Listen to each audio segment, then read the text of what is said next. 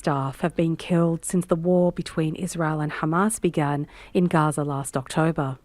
Most of them were Palestinians who worked for the UN's Relief and Works Agency. Dia Hadid, NPR News, Mumbai. In Los Angeles today, the former interpreter for Shohei Ohtani is scheduled to be arraigned. Steve Futterman reports he's accused of stealing millions of dollars from the LA Dodger star. Ippei Mizuhara has already agreed to a plea deal with federal prosecutors, but today he's expected to enter a not guilty plea. The guilty plea is expected at a later date. Martin Estrada is the U.S. attorney in L.A. In the plea agreement, the defendant accepts responsibility, agrees to a factual basis, detail after detail of this massive fraud that he committed against Mr. Ohtani. Mizuhara is accused of stealing nearly $17 million from Ohtani, primarily to pay for gambling debts. He faces a maximum of 33 years in prison. Ohtani cooperated with investigators. There is no evidence that he took part in any wagering. For NPR News, I'm Steve Futterman in Los Angeles. The Philippines is accusing China of blockading a strategic reef that both countries claim in the South China Sea. NPR's Emily Feng reports. The reef in question is called the Scarborough Shoal, and it is within the Philippines' exclusive economic zone per United Nations Law of the Sea. The Philippines said this week that China had sent a big contingent of Coast Guard ships to the shoal to scare off Filipino fishermen and Coast Guard ships. China said those accusations were, quote, pure rumor. That's NPR's Emily Feng reporting. On Wall Street, the Dow was up 41 points. This is NPR News in Washington. Good morning. With the latest from the GBH Newsroom, I'm Henry Santoro. Massachusetts is being well represented at a number of events this week at the Vatican and throughout Italy. Massachusetts Governor Maura Healey and Boston Mayor Michelle Wu, along with members of their staff and families, are taking part in the first of many events. Healey hosting a roundtable with the American Chamber of Commerce in Italy as Italian business leaders look to establish or expand their footprint here in Massachusetts. And then she and her climate chief, Melissa Hoffer, will meet with Ambassador to the Holy See, Joe Donnelly. Mayor Wu, meanwhile, slated to attend a welcome reception hosted by Donnelly shortly thereafter. And then later this week, Wu will meet with the mayor of Rome. She'll also travel to Sulmona, which, according to her office, has local ties to Boston's North End. No word on what the outdoor dining situation is like in Sulmona. Wu and her family will also travel to Carreño Asunio, where her children will see their hometown of their great-great-grandparents. You can learn a lot about a lot of ways that state can increase solar energy without clear-cutting trees. Mass Audubon holding a forum about solar energy tonight at 6:30 in Barnstable. The forum will be centered around a report that Mass Audubon released this past winter. Mass Audubon partnered with Harvard Forest researchers for the study. They found that the state can build most of the solar energy infrastructure it needs on already developed lands, parking lots, and rooftops. 68 degrees in Boston right now. This is GBH News. Support for NPR comes from NPR stations. Other contributors include Fisher Investments. Fisher's dedicated team of specialists provide resources on investing, retirement income, estate planning, and more. Learn more at FisherInvestments.com. Investing in securities involves the risk of loss.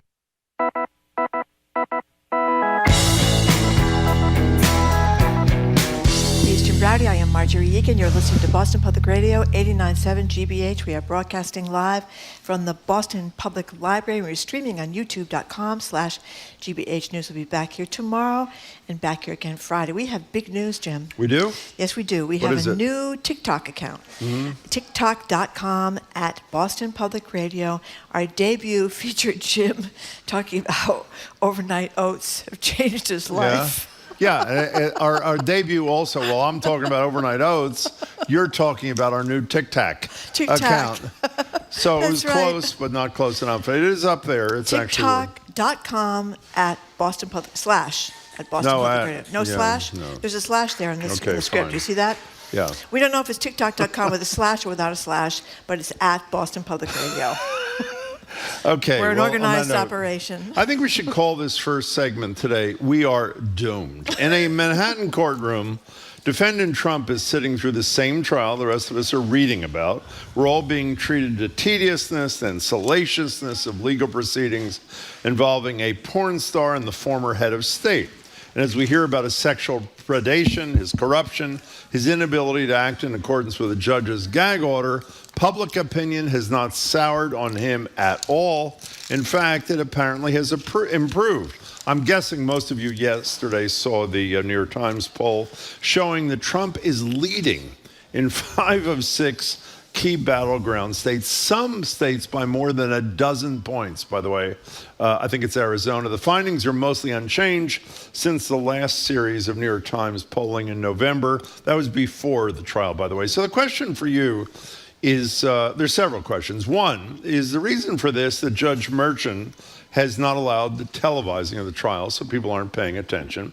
Or is it because the press has been doing a rotten job reporting on both the trial and Trump? Or are we just finally getting confirmation of once theoretical claim that being a sex abuser, a defrauder, and a possible convicted criminal would actually improve some voters' opinion of Donald Trump? Is it helping? Or finally, I guess the fourth option, and I only mean this about some voters, so don't be offended, is this demonstrating what I've said to you for a long time, that a slice of the electorate has the, how should I put this, is dumb as a bag of rocks, is the bottom line. The number's 877-301-8970. By the way, to show how clueless some of the voters are, if you didn't read this yesterday, you could say, well, I'm watching this station, so I have this conclusion. 20% of the voters in America blame the repeal of Roe v. Wade on Joe Biden. How is that even possible? I don't know. Whether you're for it or against it, how is that possible, Marjorie? It's really disheartening. It is. And the other thing I found really disheartening, I was listening to the reporter who wrote the story for the Times this morning on my favorite podcast, The Daily, and he was talking about how people say they want change. They want change. And I'm just thinking, what change do they want? Biden has done a lot of things, changing things, trying to make an effort about prescription drugs and lower costs for insulin and the infrastructure and the climate change. He's been the biggest climate change president we've had. Of course, it's taken us a while to realize climate change was that big of a deal. So what is the change that they want that Trump is going to give them? Because he's going to wipe out as much as he can of the climate change things. He wants to get rid of Obamacare that's become very popular. He is not for any kind of gun regulation. He's not for any kind of the kind of things that people want. So I'm not sure what kind of change they want, but that's supposed to be the big deal. Well, I'd say Biden's age is really hurting. It's a problem. I think there are two things. One, the fact that he said he would do mass deportation of 11 million people probably is appealing. And the other thing is appealing is he'll probably send in the National Guard to shut down radio shows like ours. 877 we're too low in the totem pole, 301. How humiliating would that be if he shuts down other radio shows and not ours? How mortified would we be? I'm not sure that we're right in his bullseye. I think other people would be there first. But there were a lot of interesting tidbits that came out of the trial yesterday, even though we can't see it on television. They're all going to be about Melania, right? A lot of them were about Melania. Yeah. Apparently, according to Michael Cohen, who turned out, at least under the prosecution witness, to not look like the maniac that everyone was predicted he was going to be blowing up and exploding all the time. Well, wait till he's cross-examined by the defense. That's right. It could happen then. He's, as he calls himself, the designated thug of the former president. Anyway, he talked about how it was Melania, supposedly, that came up with the idea in the Access Hollywood tape to say, this is just locker room talk. And I thought that was interesting because Melania Trump comes from another country. She didn't grow up here with locker room talk at her junior high school and high school, or the football team or the basketball team or something like that. But supposedly she came up with the locker room talk line. And then he, according to Michael Cohen, Trump said he wasn't really worried about this whole problem with Stormy Daniels, after the election. If he won or lost, it wouldn't make any difference. And as he supposedly said to Michael Cohen, how long do you think I'll be on the market for? Anyway, not long. Meaning if Melania dumped him. If Melania dumped him over this. But Melania, meanwhile, renegotiated after the Access Hollywood tape. She renegotiated her prenup and apparently refused to move to Washington, D.C. to assume her role as First Lady until he signed on the dotted line. But there's kind of confusing things about Melania because supposedly, according to Michael Cohen again, Trump really thinks highly of Melania's It's not opinion confusing in the on slightest. things. She's strategically useful, but if he lost her, he'd find another one. I mean, that seems to be what Cohen is saying. You know what's incredible about this, which What? I think gets back to your notion, you say all the time, well, they think Trump would be better. There's a real problem with a small chunk, but a critical chunk of the electorate, young voters vis-a-vis Biden not being tough enough in terms of Israel and Gaza. And the irony of that, the cruelest of ironies, is I think everybody would agree, including Trump supporters, is Trump would be far more supportive of Netanyahu than Joe Biden would ever be. Yet another example of the voters. I understand them being upset with Biden about not being tough enough with Netanyahu, at least publicly. But do they think 3 seconds farther down and say, however, even though he's inadequate, Trump would be a total sycophantic supporter of Netanyahu's advances and massacres in Gaza? One last thing before we get to the calls and the texts. One of the other things I thought was very interesting about this New York Times poll is that in the same states where Trump was doing well, in the same swing states, the Democrats down ballot that were running for governor or senator were doing better than the Republicans in many cases. Well, because they know them. I mean, it's a local person who you know. But that's a vote splitting thing that you don't always see. Yeah. You know, voting for a Republican for president. Ask John Democrats King for about other, that. That's a good point. Other offices. Anyway, our number is 877-301-8970 if you want to call or text us. Another thing, did you know that Stormy apparently is so afraid of her security that she wore a bulletproof vest beneath her clothing until she got inside the courthouse because she was so nervous about some nut taking her the out. the film that was made about her, is it called Stormy? I'm not sure what the title is. Thank you, Jamie. It's called Stormy. Apparently, I haven't seen it. She talks a lot about fear for her life. In a serious kind of way. And you know what else was interesting too? That apparently Michael Cohen was in London for his daughter's 21st birthday and his anniversary of his wedding. When this whole Access Hollywood thing broke, he was at dinner. So his dinner was disrupted by the demands from Trump that he make all these phone calls to media to see if he could undercut this whole thing, and that Trump did all this work for Cohen without getting paid for it. And in fact, in 2016, his bonus was initially cut. I mean, isn't that weird? Trump not paying? Well, Trump doesn't pay anybody. Yeah. I mean, but I think Michael. Well, he apparently had given him a bonus previously, but his bonus was reduced. But it's pretty obvious. Cohen idolized Trump, isn't it? I mean, totally thought he was going to get a big job for free. Exactly. Well, if he was his attorney for free after he got to the White House, he said he was going to call him his attorney, but he wasn't going to pay him. And the last thing is Alan Weisselberg has been mentioned over and over and over again. He's the chief financial guy for Trump's business. As many people have pointed out, the jury might think it's odd that this Alan Weisselberg, who keeps getting mentioned, we know he's at Rikers Island, but the prosecution can certainly get him out of jail to come over and testify, and they must be wondering why he isn't there. Well, he hasn't agreed to testify against Trump. You should ask Judge Gertner about that. So we're going to discuss the trial with a lot of people. John King at noon, former Judge Nancy Gertner. But the primary issue for the first hour is what do you make of the fact that, again, we follow a trial in which he was civilly found to be liable for what is the equivalent of rape, $500 million of business fraud. What we've heard already in this trial, and if anything, Donald Trump has expanded his lead in 5 of 6 battleground states over Joe Biden. Let's go to Karen, or Karin, I think is how you say it, in Minnesota. You're first. Hi. Hi. Yes, it is Karin. Thank you. Hi. I guess I'm a little nervous to talk to you because I'm actually considering voting for Trump. That's fine. Go right ahead. I live in Minnesota, like you said. I listen every day, but I find your attitude about my vote and my perspective to be so dismissive. Okay. That it's explain actually how. hard for me to... Excuse me? I said, please explain how. Well, you called me stupid as a box of rocks. No, I didn't. I said some people who are not paying attention are as dumb as a bag of rocks. What I guess I'm saying to people who support Trump, and this is where maybe you would consider it dismissive, and I'd love to hear your response, Karin, is he has been found to have sexually abused E. Jean Carroll. He has been found liable for $500 million in business fraud, and I think credibly accused of trying to overturn the government of the United States. And that is not the kind of candidate I'd pick, but you have a different perspective, which we'd love to hear. Well, and I know again, we could talk about my opinion about the $500,000 in fraud or whatever, but all I'm really trying to say, 500 million, 500 billion, whatever it is. Yeah. I'm just saying that I'm not sure you really want to hear my opinion. I do. We do. Karen, We do. why do you want Trump? I mean, we'll put it simply. Why do you want him to be president again? I liked his policies. I liked his how I felt when he was president. As far as my financial situation, do I agree with all of his idiosyncrasies and his supposed infidelities?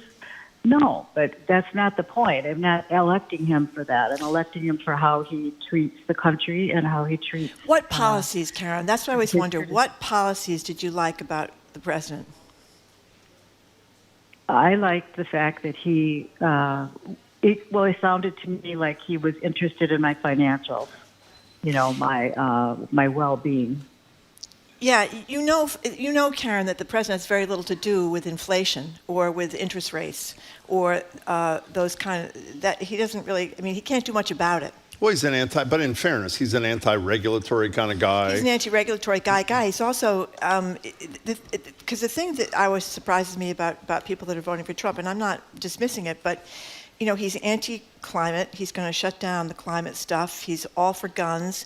He's took away a woman's right to choose. We now have these terrible stories about that. He's talking about getting rid of Obamacare, which has become very popular. Millions of people have that. So I'm always curious, what is the policies? Is it the border? Is it that you're a wealthy person and you got a tax cut? Because he's not been good for the middle class on money things. So I'm always curious what the policies. I am definitely. Go ahead, Karen. Not a wealthy person. So it's inflation? Is that it?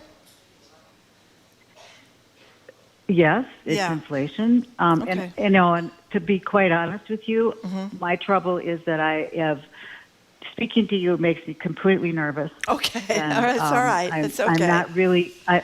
I'm not really very good on my feet. Yeah. But I resent the fact that whenever something like this comes up, you try to talk me out of it. Yeah. And I find that to be, like I said, dismissive, and I think that I don't know quite how to talk to you. Well, by the way, Karen, for what it's worth, I think you do know how to talk to us, and I think you did it just fine. And I hope you call us again, and we'll continue the conversation at least up through November. So please do call us, and thanks for making this call. I will continue to listen. Thanks. We really appreciate that. Okay, thank you. Bye. Thank you, Karen. 877-301-89. I have to say, by the way, on that issue, the policies, if people feel certain things, even if they're not reflected in the policies, I get that. The part that I really don't understand, this is not directed at you, Karen, it's directed at voters in general considering Trump. I don't understand how people could support somebody who is credibly accused of trying to lead an effort to overthrow the government. But you've got to get off this because Why? They don't believe it's true.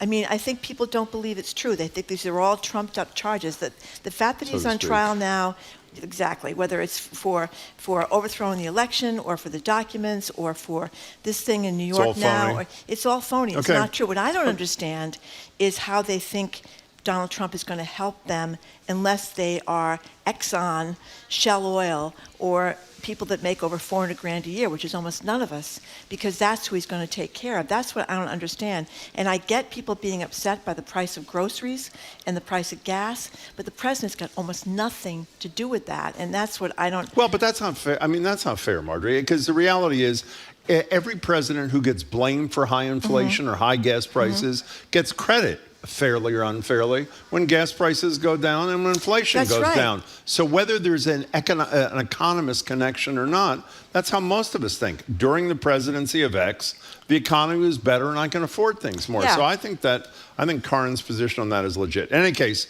let's go to Kira in a car. Kira, welcome to the show. Hi. Hi, Kira. I think we don't have Kira. Okay, Kira, well, I hear her there somewhere, but we'll put her on hold. We'll try you in a minute. Hi, Robert in the car. You're next. Yeah. So what disturbs me about Trump, okay, and I think the public is clueless, and quite frankly, I'm concerned the media is clueless. Let's put two and two together. You know, the man has traveled extensively in the Soviet Union before he was president. We know he has a sex problem. He's doing all kinds of things he shouldn't be with women. We know Putin tapes and records everything. Putin's got the goods on this guy, and why don't they say anything about it in the media? This man is being controlled by Putin. He spent time privately when they met. The public's clueless, the media's clueless, and this man's going to control the government. We might as well turn the keys over to Putin. Okay. Robert, thanks for the call. We appreciate that. I don't think there's any evidence that we know of that Putin has anything salacious about Donald Trump. Well, in fact, his Steele dossier, that portion was actually disproven. It was disproven. That is correct. So I think what a lot of people think is true, and I do too, is that he's got a thing for dictators. He loves. Like Putin that run the country, or Orban that runs the company, like strongmen. I think that's what it's about. But Robert, thank you for the call. Appreciate it. Did you read I know you're a big Reliable Sources fan. That's the media newsletter that Oliver Darcy and for CNN. He did, Oliver Darcy, I think it was Darcy, whoever was the host today, did an interview with Nick Kristof from the New York Times, who we hope to have in about his book soon. Here's part of what he writes in his book, with which I am in agreement. Not about all media, but some. Journalists must not settle for being dispassionate stenographers, quoting from first one side and then the other. We journalists should not dispassionately observe our way to authoritarianism. And I totally agree with that. I mean, it's sort of, we've had this discussion before about how the media covers Donald Trump. I don't mean so much on his trial, but in terms of issues, as if he's a normal candidate, which he is not. Kira, we're going to try you again. Hi. Hi, Jim and Marjorie. How are you? Great. Fine, thank you. Thanks for calling. Thank you. You're on. I was just calling. Okay, I was just calling because I genuinely believe a lot of my friends are Republicans, and I think that they vote selfishly. They're voting for themselves, so it doesn't matter what Trump does and how it affects the rest of the world or people. They're voting because they believe Trump benefits them and their family personally. How? That's what I don't get, though, Kira. How? She says they believe that he benefits. But I'm wondering. I'm wondering why. They don't know why, because that's what I was trying to get with the woman that called before. What is it that he's done that helps you, except that the stock market was really well and inflation was lower, and we could buy houses with a lower interest rate? I mean, that's. I think that's exactly it, Margaret. That's exactly it. So they don't. It doesn't matter to them all the bad things he's done or the bad person that he is. They're benefiting, or they believe they're benefiting. And by the way, speaking of benefiting, Kira, Marjorie just mentioned the stock market. Since the New York Times did its poll in November, assuming the economy and the 50% of people who have money in the stock market care about this, the stock market has gone up 25% just since November under Joe Biden. So if you're going to credit or discredit a president for how the stock market performs, you would think they'd be thrilled. I'm assuming that the vast majority of people don't know it, either through their own fault or the fault of the media not doing its job. Kira, we're glad you called. Thank you so much for your calling in. You know what I think the Democrats are lousy about? Messaging. Well, also saying that the stock market is great if you got a lot of money in the stock market, but that people are struggling now, particularly young people, because everything is so expensive, the cost of living. So you can't afford your groceries, you can't afford the gas, you can't afford your rent, you can't afford your student loans, you can't afford childcare. By the way, Catherine Clark, we're going to get her on about this, wants to have this whole proposal around childcare that gets companies to fund some of this stuff, which would be a great idea. They don't talk enough about that. When you talk about the economy booming, I don't think it resonates with people that are struggling just to pay the rent every month. Somebody you and I both respect, I think it's David Axelrod, a commentator now and a key advisor to the Obama-Biden administration, and obviously very close to Barack Obama. I believe it was him who was pretty critical of Joe Biden the other day, saying that he was not, when he comes out and says how great the economy is doing, which objectively it might be doing compared to how it was, for example, a year or two ago, it is tin-ear-itis because so many people are having a really hard time. And I think if it is Axelrod, it was some prominent Democrat. I think it was Axelrod. I think he's totally right. There's a lack of sensitivity. And Hillary Clinton did the same I agree thing with that. in 2016, and look how things turned out for her. Anyway, we're talking about, if you had any impressions about the Michael Cohen testimony that's going on again today in the election interference trial involving Donald Trump, or if you'd like to talk about the fact that Trump is leading in key states all across the important states in the election that will win or lose the election, and young and non-white voters are not. Every day brings something new. New voices. New ideas. New stories. Fresh perspectives. From the headlines to the places you call home. We dig into all the news you need to take on the day and discuss the issues that matter to you. Listen to GBH's Morning Edition, weekdays from 5 to 10, here on GBH 89.7 and streaming on the GBH app.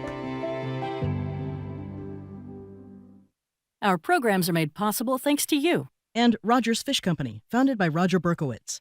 You can welcome spring with New England seafood dishes, including double clam chowder, crab cakes, lobster, and fish delivered to your doorstep.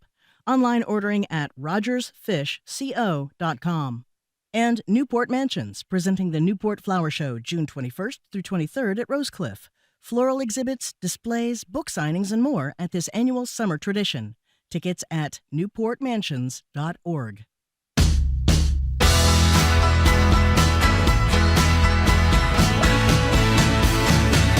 Welcome back to Boston Public Radio. Jim Brody and Marge Regan. We're live at the library, streaming at youtube.com/GBH News. We're back here tomorrow and Friday, and we have a new TikTok account, or TikTok account, as Marjorie calls it, tiktok.com/ at Boston Public Radio, as Marjorie said a couple of minutes ago. What we're talking about is a juxtaposition of a couple of things. New polling from the New York Times showing that Trump has leads in some states, significant leads, in the 5 of the 6 battleground states, at the same time that he is a criminal defendant in a trial where the testimony, at least from Michael Cohen and a few others, suggests that the payoff of Stephanie Clifford, Stormy Daniels, was to affect the outcome of the election. And apparently, based on the polling, that matters to nobody. And we're discussing with you, or nobody, it hasn't changed anybody's position, what you think is the what's going on, why that, at least in my estimation, disconnect. The number is 877-301-8970. A couple of texts.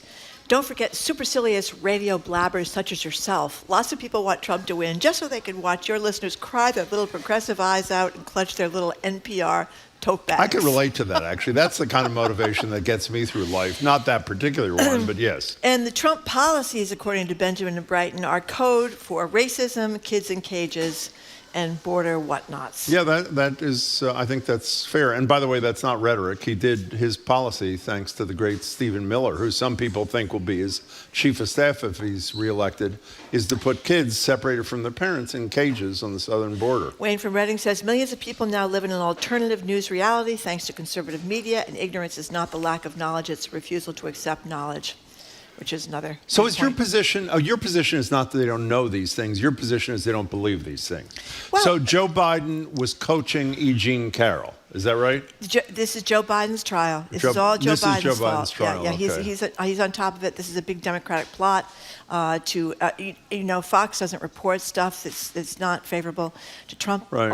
or they try to bury it, and conservative talk radio does the same thing. And you forget about the television stations all across the country. That's Sinclair Broadcasting. What do they own? 230 stations or something like that? Yeah. And so that those stations are broadcasting pro-Trump, pro-Republican stuff, and people listen to that. And the other thing is people's social media feeds. Yeah. By the way, a couple of more things from this polling, which you can choose to accept as legit or not. Joe Biden won roughly 60% of young voters and Latino voters in 2020.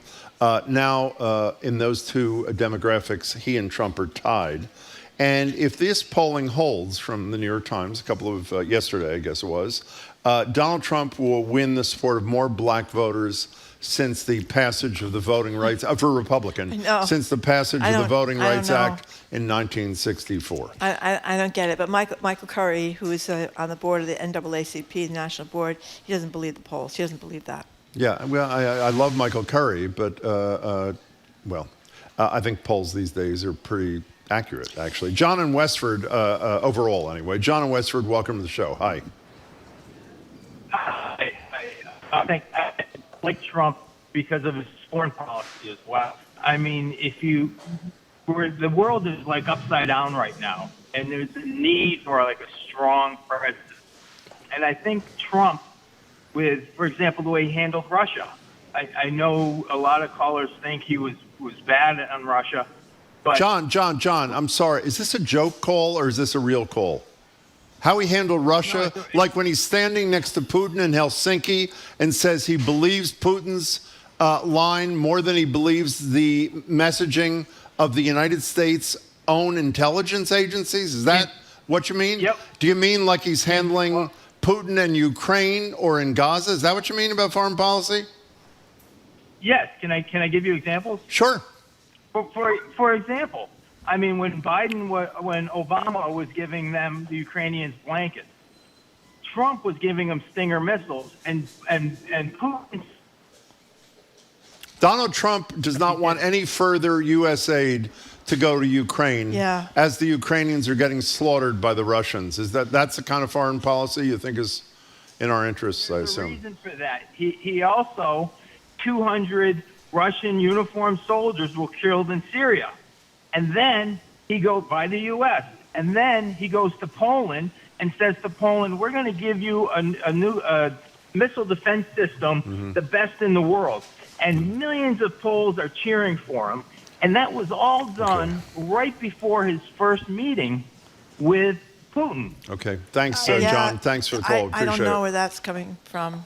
877-301-8970. By the way, I have to say, one of the most disgraceful moments, I would say, in American foreign policy was when it was Helsinki, right? When he's standing 10 feet away from Putin saying that he believed what Putin said more than his own U.S. intelligence agency. Of course, the next day he flipped his position. Well, you know what people began talking about back in 2016, how Russia's whole mission was to sow disinformation and dissent and to divide America. And think how successful they've been at it. And right now, as we've reported over and over again, well, I haven't reported it, but other people have, that Congress is full of Republicans who are repeating Russian propaganda. They're getting Russian propaganda on their newsfeed, and they're believing it. And that's why you hear all these kind of crazy things from our own Congress people, which is really bad. I guess you'd have to call them dumb as rocks too, Jim, right? They're all buying this stuff. Well, no, I don't know if they're dumb as rocks, but I do know there are roughly 170 members of the House and Senate who voted to overturn the election, voted not to certify the election. I would say they're either dumb as rocks or they are criminally unpatriotic. I mean, by the way, before we end this, Viktor Orban in Hungary is one of his favorites. Yep. The murderous Putin is one of his favorites. Kim Jong-un is Korea. one of his... Yep. By the way, these, with all due respect to callers who have made their case, these are not close questions. You can make, I guess, on some issues, an argument that Trump may be preferable to Biden, but the underlying issue is that he doesn't believe in democracy and attempted to overthrow it, which seems to me to say even if he was by far the most qualified candidate, he's disqualified. But apparently 70 million people don't agree.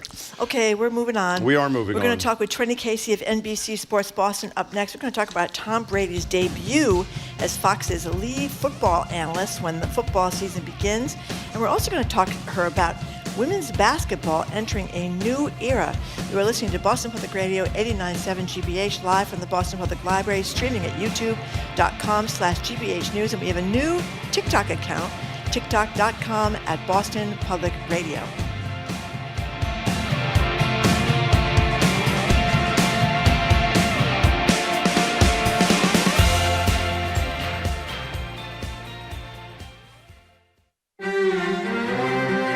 Students from mainland China and Hong Kong travel thousands of miles to study at universities in Europe and North America. They're far from home, but not too far for the Chinese government to keep tabs on them. You are being watched, and that they can reach you wherever you may be. Students under surveillance, next time on The World. This afternoon at 3, here on GBH News 89.7.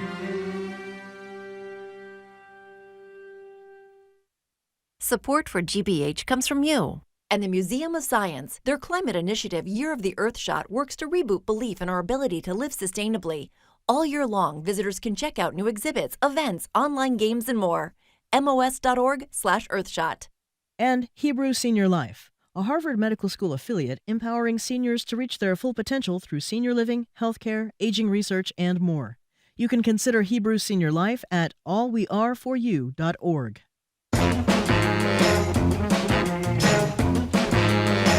Welcome back to Boston Public Radio. Jim Browdy and Marge, and we're live at the library, streaming at youtube.com/GBH News. Back here tomorrow. That's Wednesday and Friday. And we do have a new TikTok account. It's tiktok.com/@Boston Public Radio. Our debut. Our premiere was rather humiliating, I would say. Would you say for both of us it was rather embarrassing? This whole thing about how you love overnight rolled oats, whatever they were. Well, fine, I didn't think that was embarrassing at all, actually.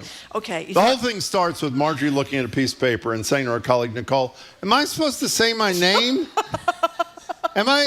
And then I call it TikTok, tic-tac. Close enough. In any case, joining us, but I think people knew what you're talking about. It went well. By the way, we're doing great on TikTok. We're not doing so well on TikTok. We're joined now live at the library by Trenni Casey. She's an anchor and reporter for NBC Sports Boston and a BPR contributor. Hello, Trenni Casey. Hello. I used to shove Tic Tacs up my sister's nose in the car until she cried, and then she'd snot orange. Well, that's really sad. Well, she is my little sister. How's she doing with you now? We're great. We're the best of friends now. We get are? along great. Yeah, I'm the godmother to her oldest daughter. There you go. Yeah, and the legal guardian, and if anything would ever happen to the kids, so it's fine. It all worked out well. There you go. She forgave you. She forgave me. Donald Trump, Cohen testified that Donald Trump used to do that to him when he was his lawyer at Sounds about right. Trump Plaza there, or whatever it's called. So let's talk about women's basketball. The headline on this New York Times piece is WNBA entering a new era, skyrocketing viewership, sold-out arenas, young stars. Caitlin Clark, is she starting tonight? Yep. She plays tonight against the Connecticut Sun. Yeah. So hometown team, they're playing at Mohegan Sun. Sold-out game tonight down there in Connecticut. You can only get tickets on the secondary market. We're going to talk about it on my show tonight at 6 o'clock on NBC Sports Boston. We've got Hannah Donnelly down there. She has a podcast called On Her Mark where she focuses on female athletes. So I will say this, I know we've talked about this a lot, like, is it just Caitlin Clark? But I think that New York Times article kind of showed that she may have sort of tipped it in one direction, but it's trickled down. So like Asia Wilson, so to backtrack it for those of you who don't know, Caitlin Clark, NCAA basketball star for Iowa, just a sensation the last 2 years. First overall pick to the Indiana Fever in the WNBA draft, and it sparked all this interest in women's college basketball. And so she gets this huge deal from Nike, and then afterwards there's outrage that she got this big deal from Nike, which included a signature shoe.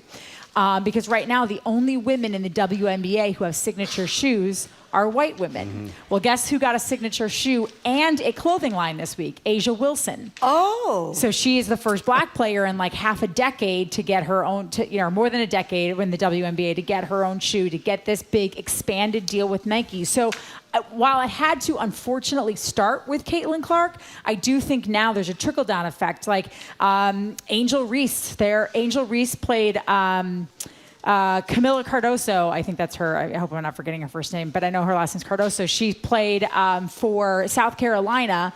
They had an exhibition game. They were like 500,000 people streaming this exhibition game. Like, it smashed records. So I think it's showing that it's not just Caitlin Clark. There is a greater interest in women's basketball. They're going to get charter planes this week because right now they fly commercial. And I'm sure a lot of you are saying, well, what's the big deal? Well, when you're an athlete and you're playing all the time, it is a big deal. Yeah. Men's college basketball teams do not fly commercial. They all fly on charter planes. There's no reason female college or female pro athletes that have been in a league that's 2+ decades old should still be flying next to you and me and coach. Some of these women are 5'11", 6 feet, 6'2". You're playing a game and then maybe you're going to another city, and if you have a delay, like, they should be dedicated $25 million. They're just trying to figure out the logistics, get the planes in place. They're going to have charter flights, just like the men have charter flights. Like, there's all these little steps forward, I think, that are happening a lot more quickly than anyone expected, which is Did I tell you last week? I know I told you. I actually watched on my phone the exhibition, not even a real game, with Caitlin Clark last week. And what you find, because we've said a million times, I'm worried that it is only Caitlin Clark. When you watch the other players, many of whom I was not familiar with, they were fabulous. They're great players. Really, and it was a really... The play and, is so much better, than most of us have expected. No, it's not just most of us. I'm watching the Celtics game last night, and essentially what happens is they dribble to the three-point line, and they launch a 28-foot shot. The women pass that, and it's a much more... I don't know nuanced game. Nuanced game. It's a more nuanced game. And it's great. And I really hope people support it in a big time way. So I'm reading the New York Times last night in bed, and what do I see of all things? As one does. Oh, it's on my phone. And what do I see? But all these women basketball stars in Kim Kardashian's underwear. They're doing this. What? Kim Kardashian, Slim or Shim or something like that. I forget what they're called. They're like the competition of Spanx. I think. That's right. But it was Skims. Whoever yelled Thank Skims you very in the much. audience. Thank you, whoever just told us. And I thought, here. wow, they're all making Hannah. some money on the side, doing this underwear stuff, and it's fine-looking underwear. It is. I mean, I'm kind of a Spanx girl myself. Yeah. I like the owner of Spanx a lot more than I like Kim Kardashian. First female billionaire in her own right. Remember that? The Spanx person. Well, heaven knows. Wait a second. Oprah Oprah was not the first No, woman I think billionaire, Oprah. right? Wasn't Oprah the first female billionaire? I thought that the difference was that this woman had started her own company. And Oprah was hired, and then she went on to do her company. But I think it was that she had started this from scratch. She did. And came up with the idea for Spanx, and heaven knows who could survive without them. I buy their clothes. Their clothes are incredible. Really? Yes. Their jeans. Every time I wear their jeans, people compliment me on my jeans. Wow. I have to look that up. By the way, in the next pledge drive for GBH, we're going to have Jim and Margie underwear, which I think would be... Oh, my God. And it's going to be modeled by our staff, which should be really exciting. I can't wait for that, Jamie. Okay. Can we stay on women athletes for a minute? Go to get that spray tan, big guy. I feel like... Jim and Marjorie underwear. We don't want to do that, That'd be Jim. huge. Okay, I don't know what you can see on public radio, but I've got a tagline in my head. No, really don't. The answer is you can't say that. So staying on women athletes, I have to say, I have made every attempt to try to understand the BAA's position. They run the marathon. A woman is disqualified who got the prize money as a winner. The woman who was then rightfully declared the winner, the number 2 finisher, is waiting for her money, which she is entitled to. From 2014. I didn't know it was that. 10 years 2014. Until the BAA recovers the money from the woman who wrongfully accepted it? Yes. So the BAA's explanation in a statement to the Boston Globe in this article that Michael Silverman wrote is that they're going through protocol. That this is what they have to do. They are not allowed to pay this woman until Rita Jeptu, who I believe is the disgraced, is the disgraced woman who came in first in the 2014 Boston Marathon. She was found to have been doping at the time, so she was stripped of her first place title, and it goes to the second place woman who now should get the prize money, which is $100,000. And listen, for these Eastern African runners, winning the Boston Marathon is a huge deal. I mean, the difference between first and second place, it's not just the prize money, because the prize money in running, while good, it's 6 figures at this point. I don't even know, it was probably even much, it was $100,000 back in 2014. I'd imagine it's much more now, 10 years later. But it's not just that, it's the money you get from your country, it's the money you get in endorsements, shoe deals, clothing deals, commercials, all of these things that a lot of times it lifts these families up out of poverty. And now this woman who has 2 children, so there's a local guy. Deba is her name, D-A-B-A. Deba. Last night. I don't know how to pronounce it. I don't know how Deba, to, yes. Yeah. And so there's a local guy who has raised $75,000 for her and given it to her, and then is like, the BAA can just pay me back. Like, this is wrong. And he has said that if they don't hurry up and expedite this process to get this money back for her, he'll just personally give her $25,000 more dollars, and then the BAA can pay him back. He's the former backup to Doug Flutie. Yes. I never heard of him. His name is Doug Geyer. Yeah. You know, the thing I don't understand about and this... my guess is he didn't do this for publicity either. My guess is because this feels like something that's kind of been percolating under the surface, and Michael Silverman was like tipped off to it. So I think he really is doing it because he sees the injustice and unfairness of it. Okay, so why... The thing... I did a lot of searching last night. I couldn't find what I wanted to... Why doesn't the BAA, this is a multi-zillion-dollar thing. This is what I Why tried didn't they go to John Hancock, when Hancock was still sponsoring, or right across the street, Bank of America, which is now sponsoring now, and say, can you give us $100,000? Let's have a ceremony. You come, you hand her the check, because she's the rightful winner. And if we ever get the money back, we get it back. They're claiming that they cannot, that there are rules that they cannot pay her from there. But like, listen, this is I don't know. Listen, I tried to do the same thing you did. I tried to figure out why they couldn't do this. And I think there's not a lot of precedent for it. It feels wrong. It feels like even though you're a multi-million-dollar, it costs a lot of money to run the Boston Marathon, right? Like they make money. Like this is not a nonprofit where, they're operating at a loss here. They have the money to pay this They may woman. be a nonprofit, but they're still, I'm guessing BAA is a nonprofit. I'm not sure, but they're probably making a lot of money. But they're making a lot of money. And they have huge sponsors, Yes, which have zillions. No reason that they cannot pay this woman, but the claim is, to your point, Jim, I try to Google and figure out why they can't pay her. And all that comes up is the BAA statement, which is that they can't, legally or by the rules, they can't pay her until they get reimbursed. By the way, they're their own rules, so change the rules and write her a check. We're talking to Trenni Casey. Okay, so there was a lot of talk last week about the Tom Brady roast. Some people thought it was funny. Some people thought it was in horrible taste.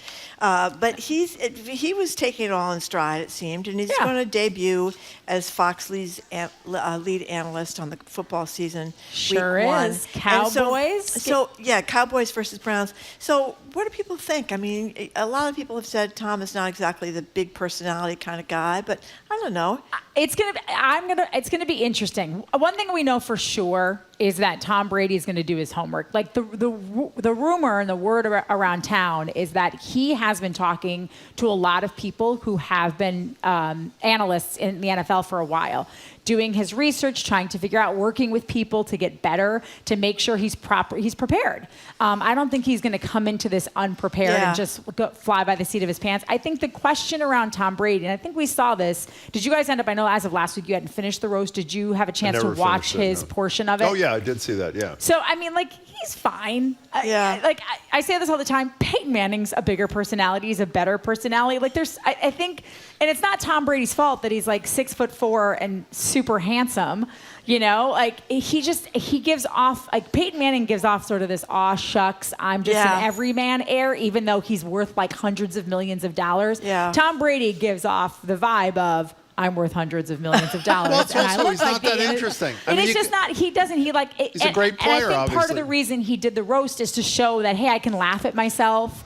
I can play along with everybody. I'm not as uptight as I seem. But I don't know. I didn't get that from him in his roast. I am curious how entertaining of an analyst. Really I actually think matters, Bill Belichick will be a better analyst. Well, it's funny watching the Celtics and March Madness and stuff like that. The commentators really matter. I mean, if Charles Barkley's not there doing the commentary, I am really disappointed because I love him. I think he's a riot. I think his commentary. The TNT crew is fantastic. Well, so is Shaquille O'Neal. The two of them are just spectacular. They have a whole... the halftime, the pregame. And so...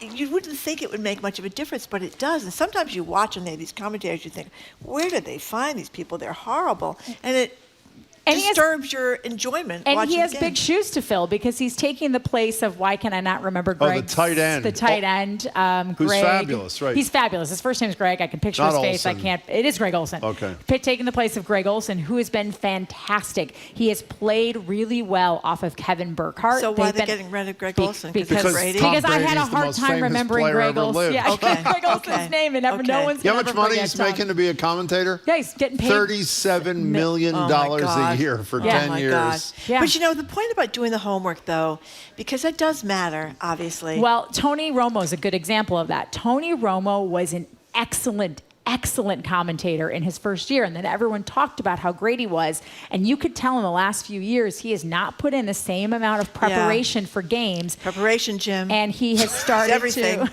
And he has also, I think, gotten a bit of an ego because everyone told him how good he is at his job, that he talks over Jim Nance and he ruins moments. Like there's a moment in the Super Bowl where Jim Nance is trying to let it breathe, and Tony Romo was like, "Yep, we played it on this air." Like, shut up, Tony Romo. So I think Brady hopefully won't be like that, but it is hard. It's not like, I think a lot of people think just because you, like, listen, Rob Gronkowski, nice guy. I know he got completely hammered on the roast for being dumb, and Bill Belichick made a joke about this in his roast. He said, "Don't do your job," because he's terrible.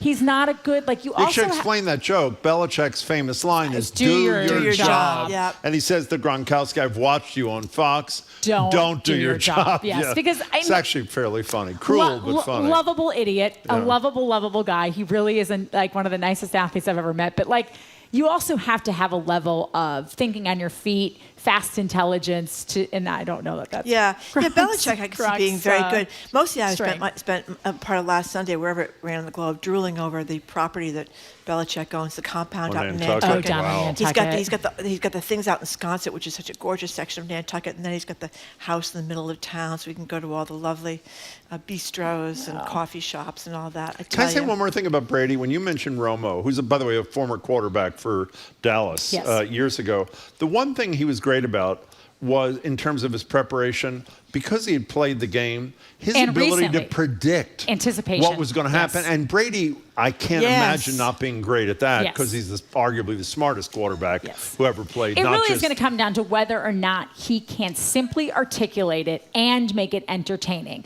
Like, and the latter is the big issue. And it's going to take some time, too. You want to find timing. Like, listen, we all do this for a living. We talk with people. We all know that some co-hosts or some panelists, it's easier to have a back and forth with than others. Some people make it easier. Some people make it more difficult. It just is.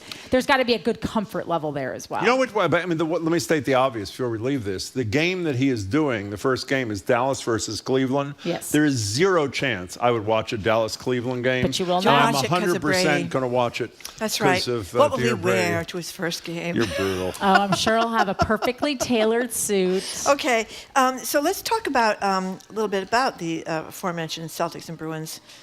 How are things going? Well, things are going better for the Celtics than they are for the Bruins. We'll start with the Celtics because they played last night. Somebody's raising their arms in the air because they're very excited about the Celtics. Yeah. Just one more. Yep. Then they'll. I'm excited about the Celtics. So the Celtics beat Cleveland last night, 109-102. It was a lot closer than people thought because Donovan Mitchell, the star of the Cleveland Cavaliers, was on the bench. But if you were paying attention to the Celtics at all over the last 5 years, you know, one, when stars are not on the court for the other team, they usually lay an egg, and they almost did last night. I love that. And two, when last time Donovan Mitchell wasn't on the floor, they were up in Cleveland and they blew a 22-point lead and lost at Cleveland. So when I saw that Donovan Mitchell was out, I was like, oh, great. We're going to have 6 games. But to the Celtics' credit last night, they weren't perfect. They weren't shooting the three very well, but they played good defense. They found ways to win without having to rely on the three-point shot, which is something they've struggled with. And so they're up 3-1. They have to win 4 games to move on to the Eastern Conference Finals. So they will host Cleveland tomorrow at the Garden to win the second round and advance to the Eastern Conference Finals. I have a question. Yes. Why is it that so often they do the three-pointers and miss when they could just go in closer to the basket and do a two-pointer and they would go ahead, or they would, you know what I mean? I think it's just become, to Jim's point, it's where the league is gone. Yeah. Like, it's become a three-point shooting league. Like, you know, back in the day, like, you think back to the 80s and the 90s, the great centers, right? Like, the big guys. Like, I always think of, like, Hakeem Olajuwon, right? Like, that's the guy that always comes to mind. Just somebody who is big and in the inside. Karl Malone, right? Karl Malone, sure, from Utah. Like, those, and like, it was like a point guard and a big guy, Shaq and Kobe. Yes. Like, those kind of duos. Now it's really wings. It's really guys that are like stretch wings, so like a forward/guard. Like, it's a lot of shooting. It's a lot of razzle-dazzle, and like every once in a while you'll go in for a dunk if it's there. But they found a way to do it last night. And honestly, Jason Tatum is shooting terribly from the three-point line. A lot of them shoot terribly from the three-point line. They miss and they miss and they miss. Can I change the topic about the game? By the way, Dan in Dudley, Texas, says, Jim and Marjorie underwear, let's call them smugs. quote, not fit for radio, but will cover your you-know-what. Yep. Can I tell you what my favorite part of the game last night was? LeBron James, who's from Ohio, was at the game, and he's sitting next to a woman who has like a bale of hay on her head. Do you have any idea what that was about? I guess it was like a hat. Okay, that's one. Number two, I did see her, and I was what's like, a great player? Donovan Mitchell. Donovan Mitchell. Yeah, is he going to stay hurt? No. Not only is he fabulous, He's you know what's great fabulous. when you see him on the court, and he is unbelievably These talented. guys are all He was unbelievably. injured. He's in gray sweatpants, gray sweatshirt, and glasses. Yeah. And you see like the studious-looking guy. I know. He's just jumping like up a and down, fan. going crazy And it on was the bench. It was so great and out. You know, it just was great because it didn't fit the image, the only image you know of him. Yeah. Who's this spectacular? I actually didn't basketball player. recognize him at first. I was like, didn't either. that's Donovan Exactly. Mitchell. It was Is he going to be back or is he out? I don't know. He's got a calf injury, and calf injuries are tricky because, as I like to call a calf injury on an athlete, it's a puddle jumper away from a blown Achilles. Yeah, so we hope that even though they tend to not do well when the star is out. And we're they've kinda only been okay at hoping home. that The star two games they've is lost out. in the postseason have both been on their home court at Yeah. the TD Garden. So as for the Bruins, they are down 3-1 in their series to the Florida Panthers. Yeah. A lot of people talking about the goalie interference call that was not called. It should have Very been a sad. penalty. It should have kept the game tied. It didn't. Florida went up 2-1. Okay. They ended up winning 3-1. But really, it's because the Bruins can't shoot their way out of a paper Okay, bag. wait 1 second. We only have 30 seconds left. How many people in this audience, if we had Jim and Marjorie underwear called Smuggies, how many people would make a pledge to buy them? That is really demented. Let me tell you, I really feel sorry for all of you. Okay. Luckily, it wasn't the majority. Trenni Casey. But thank you. It was close. It was Thank you close. very much. Thanks, guys. See you I'd next wear week. 'em. Trenni Casey is an anchor and See you, reporter for Trenni. NBC Sports Boston. She's a Boston Public Radio contributor. Thank you so much, Trenni Casey. Up next, right after the new news, a little earlier than usual, we have got John King from CNN. He's got a bedroom with a sibling. Was it great, fun, or an American tragedy? Call or text, all that ahead. Boston Public Radio, 89.7 GBH, live from the Boston Public Library.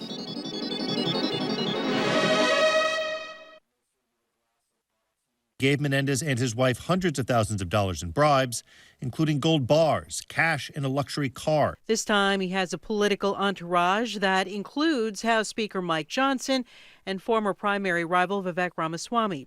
Trump's former lawyer and fixer Michael Cohen is the prosecutor killed there by direct violence and Israeli airstrikes over the past 7 months of war. NPR's Aya Batrawi explains. The UN says almost 8,000 children and 5,000 women. There's no breakdown given on militants killed. Aya Batrawi, NPR News, Tel Aviv. The Dow Jones Industrial Average is down 12 points at 39,419. You're listening to NPR News. Good afternoon. With the latest from the GBH Newsroom, I'm Henry Santoro.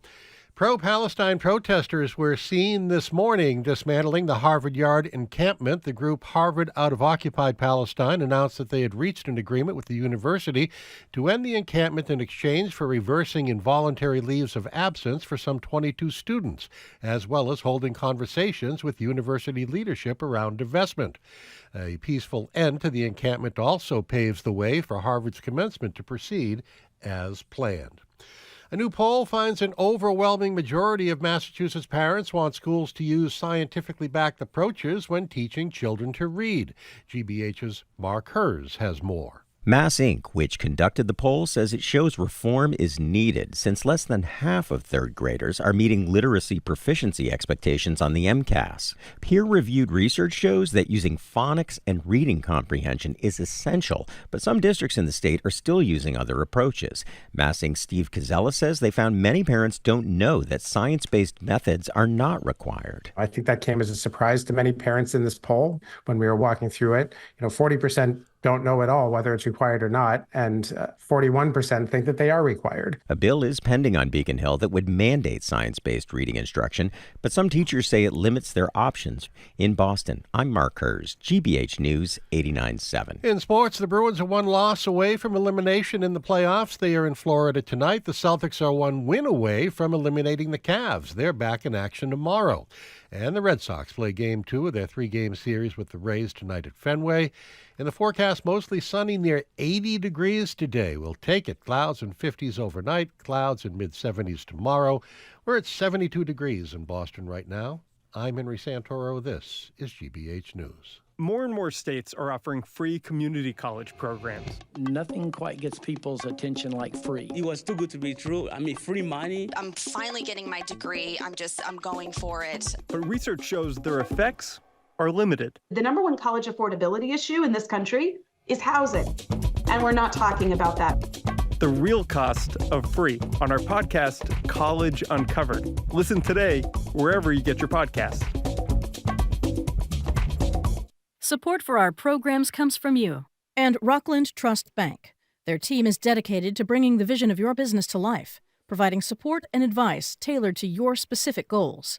Rockland Trust Bank, where each relationship matters. Member FDIC.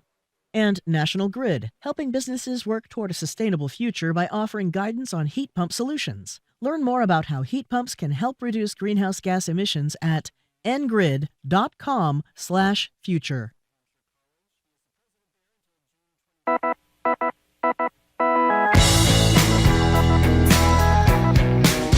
Rowdy. I am Marjorie Egan. Welcome to hour number 2 of Boston Public Radio, 89.7 GBH. We are broadcasting live from the Boston Public Library.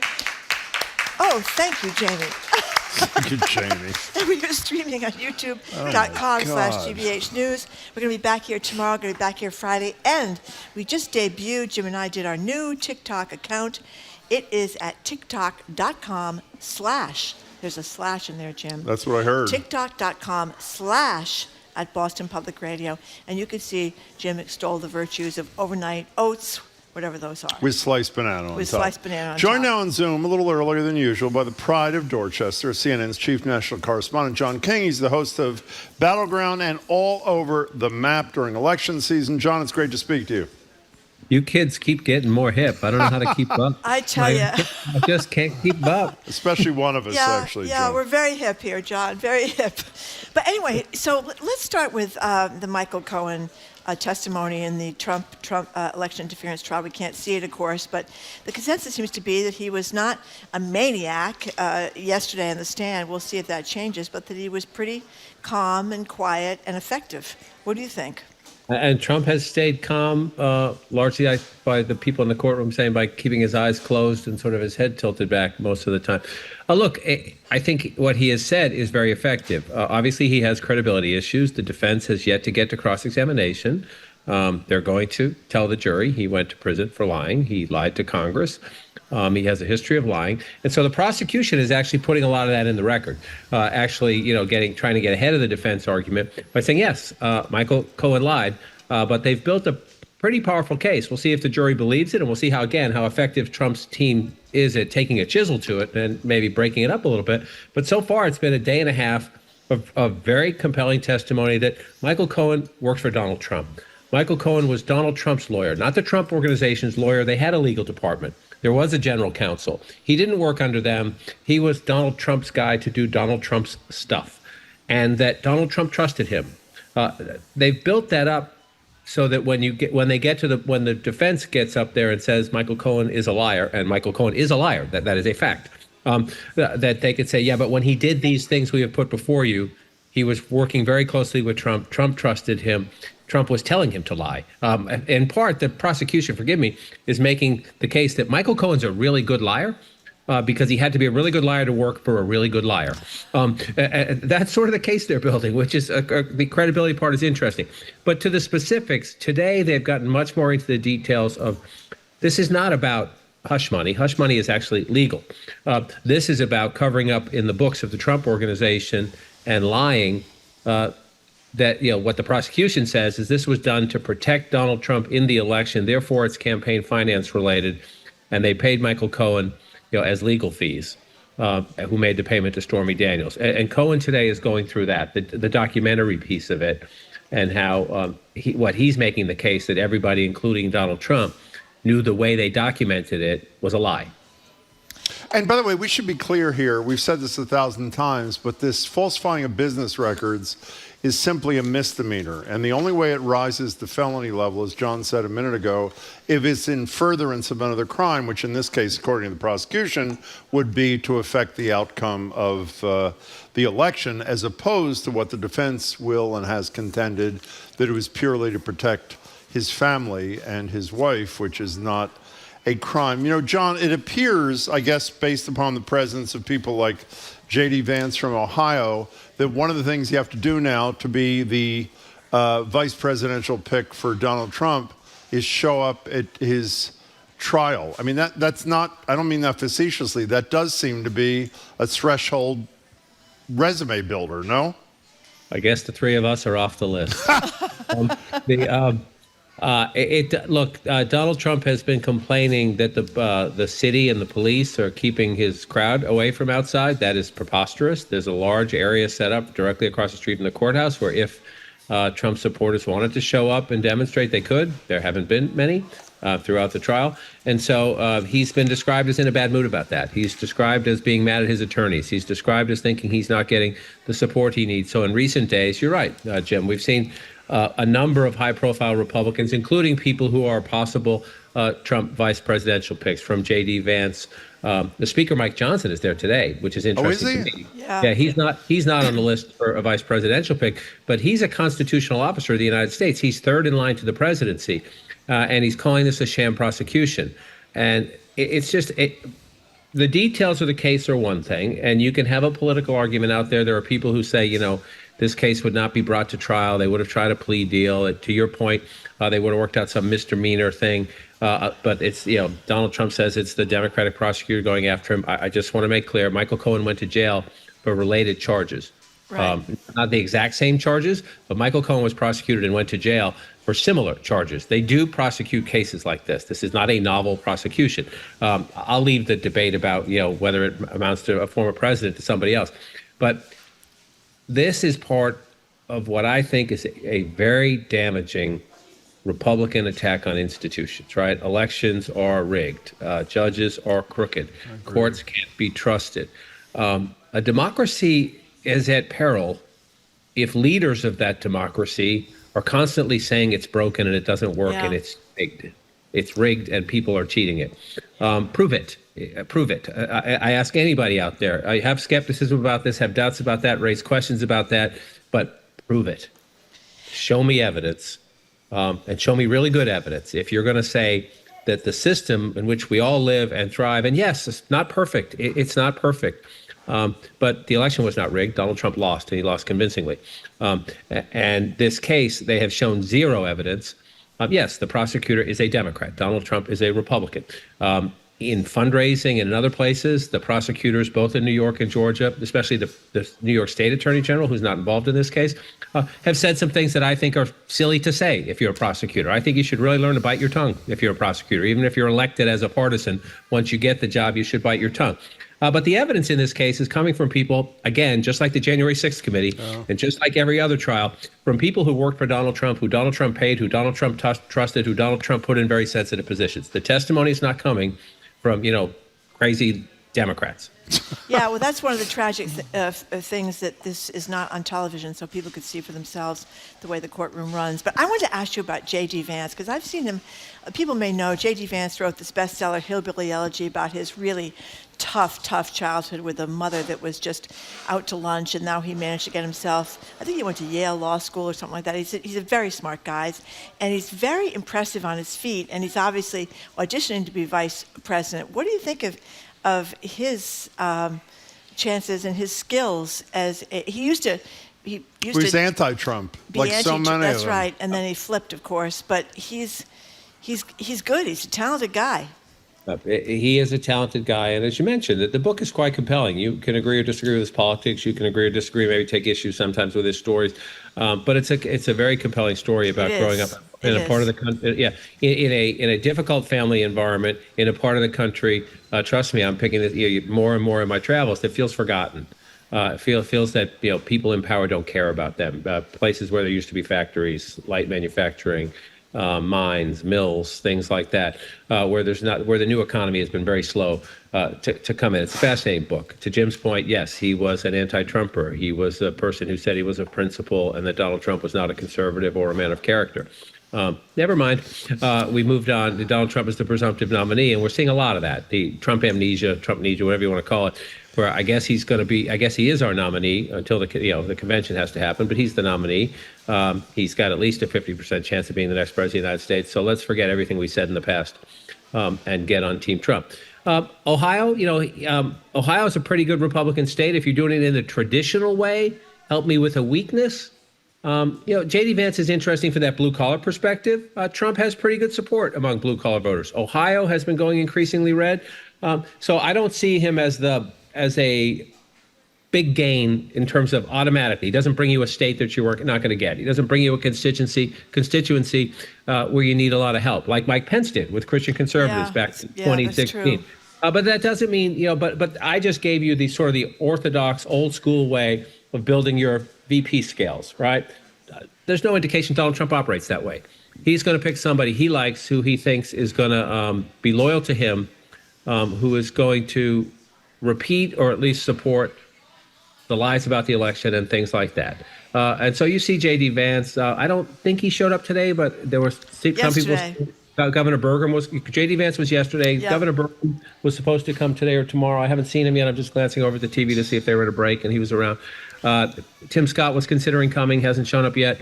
So we got a couple more weeks of this trial. Let's watch. And that's part of the auditions, I guess. By the way, Kristi Noem is reportedly bringing her dead dog on Monday to the and Tuberville, the guy from Alabama. Yeah, well, he's not running for. But he kept complaining about how depressing the courtroom is. He said that over and over and over again. I thought, well, you haven't been in many courtrooms if you don't know that they're not exactly built in 2024, sparkling, gleaming. I was a kid. I used to practice in that very same courtroom. They're around forever. Yeah. I'm sorry. Go ahead, John. I almost had a snarky joke there about Senator Tuberville. Go I decided to keep to myself. Tuberville's the guy that didn't want to pass he held up all the military promotions right over abortion. Yeah. I was going to say the courtroom looks like a library, and I don't think the senator's been in many of them. But that is really unkind, John. So unlike you. Okay, so John King, the conventional wisdom, I think it was conventional wisdom, but it was wisdom nevertheless, was that not only are these trials, particularly this first trial, not criminal trial, not going to hurt Donald Trump, but it's going to help him. The New York Times Siena poll came out yesterday. 5 of 6 states, Donald Trump, battleground states, Donald Trump is winning. In some states like Arizona, double-digit lead, which just totally stuns me.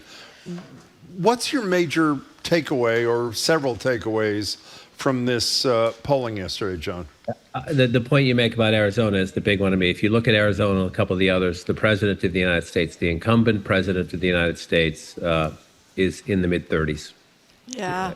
Mid to high 30s in the polls. Forget the names, forget the numbers. You see that 6 months to an election, and the person who is in the Oval Office is polling in the 30s. That's a huge problem.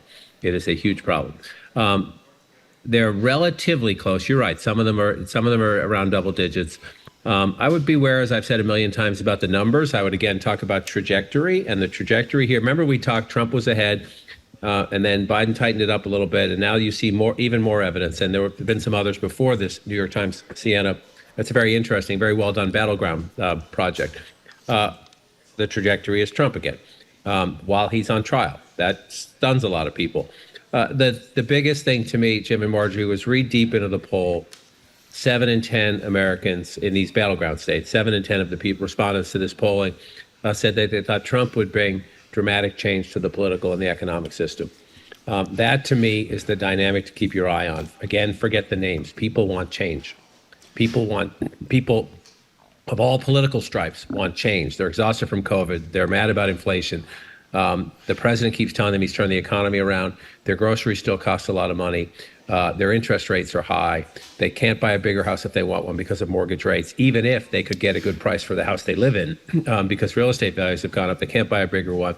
And so they don't want anybody from Washington telling them everything's great because they don't feel it. They don't feel it. That is not their day-to-day life. Even though they may have a job, even though the unemployment rate in their state may be low, there's a hangover effect from the last 5 years of American life, both COVID and the stress and the anxiety and the isolation of that, and setting your kids back in school and making your own work disruptive, and then inflation and everything else.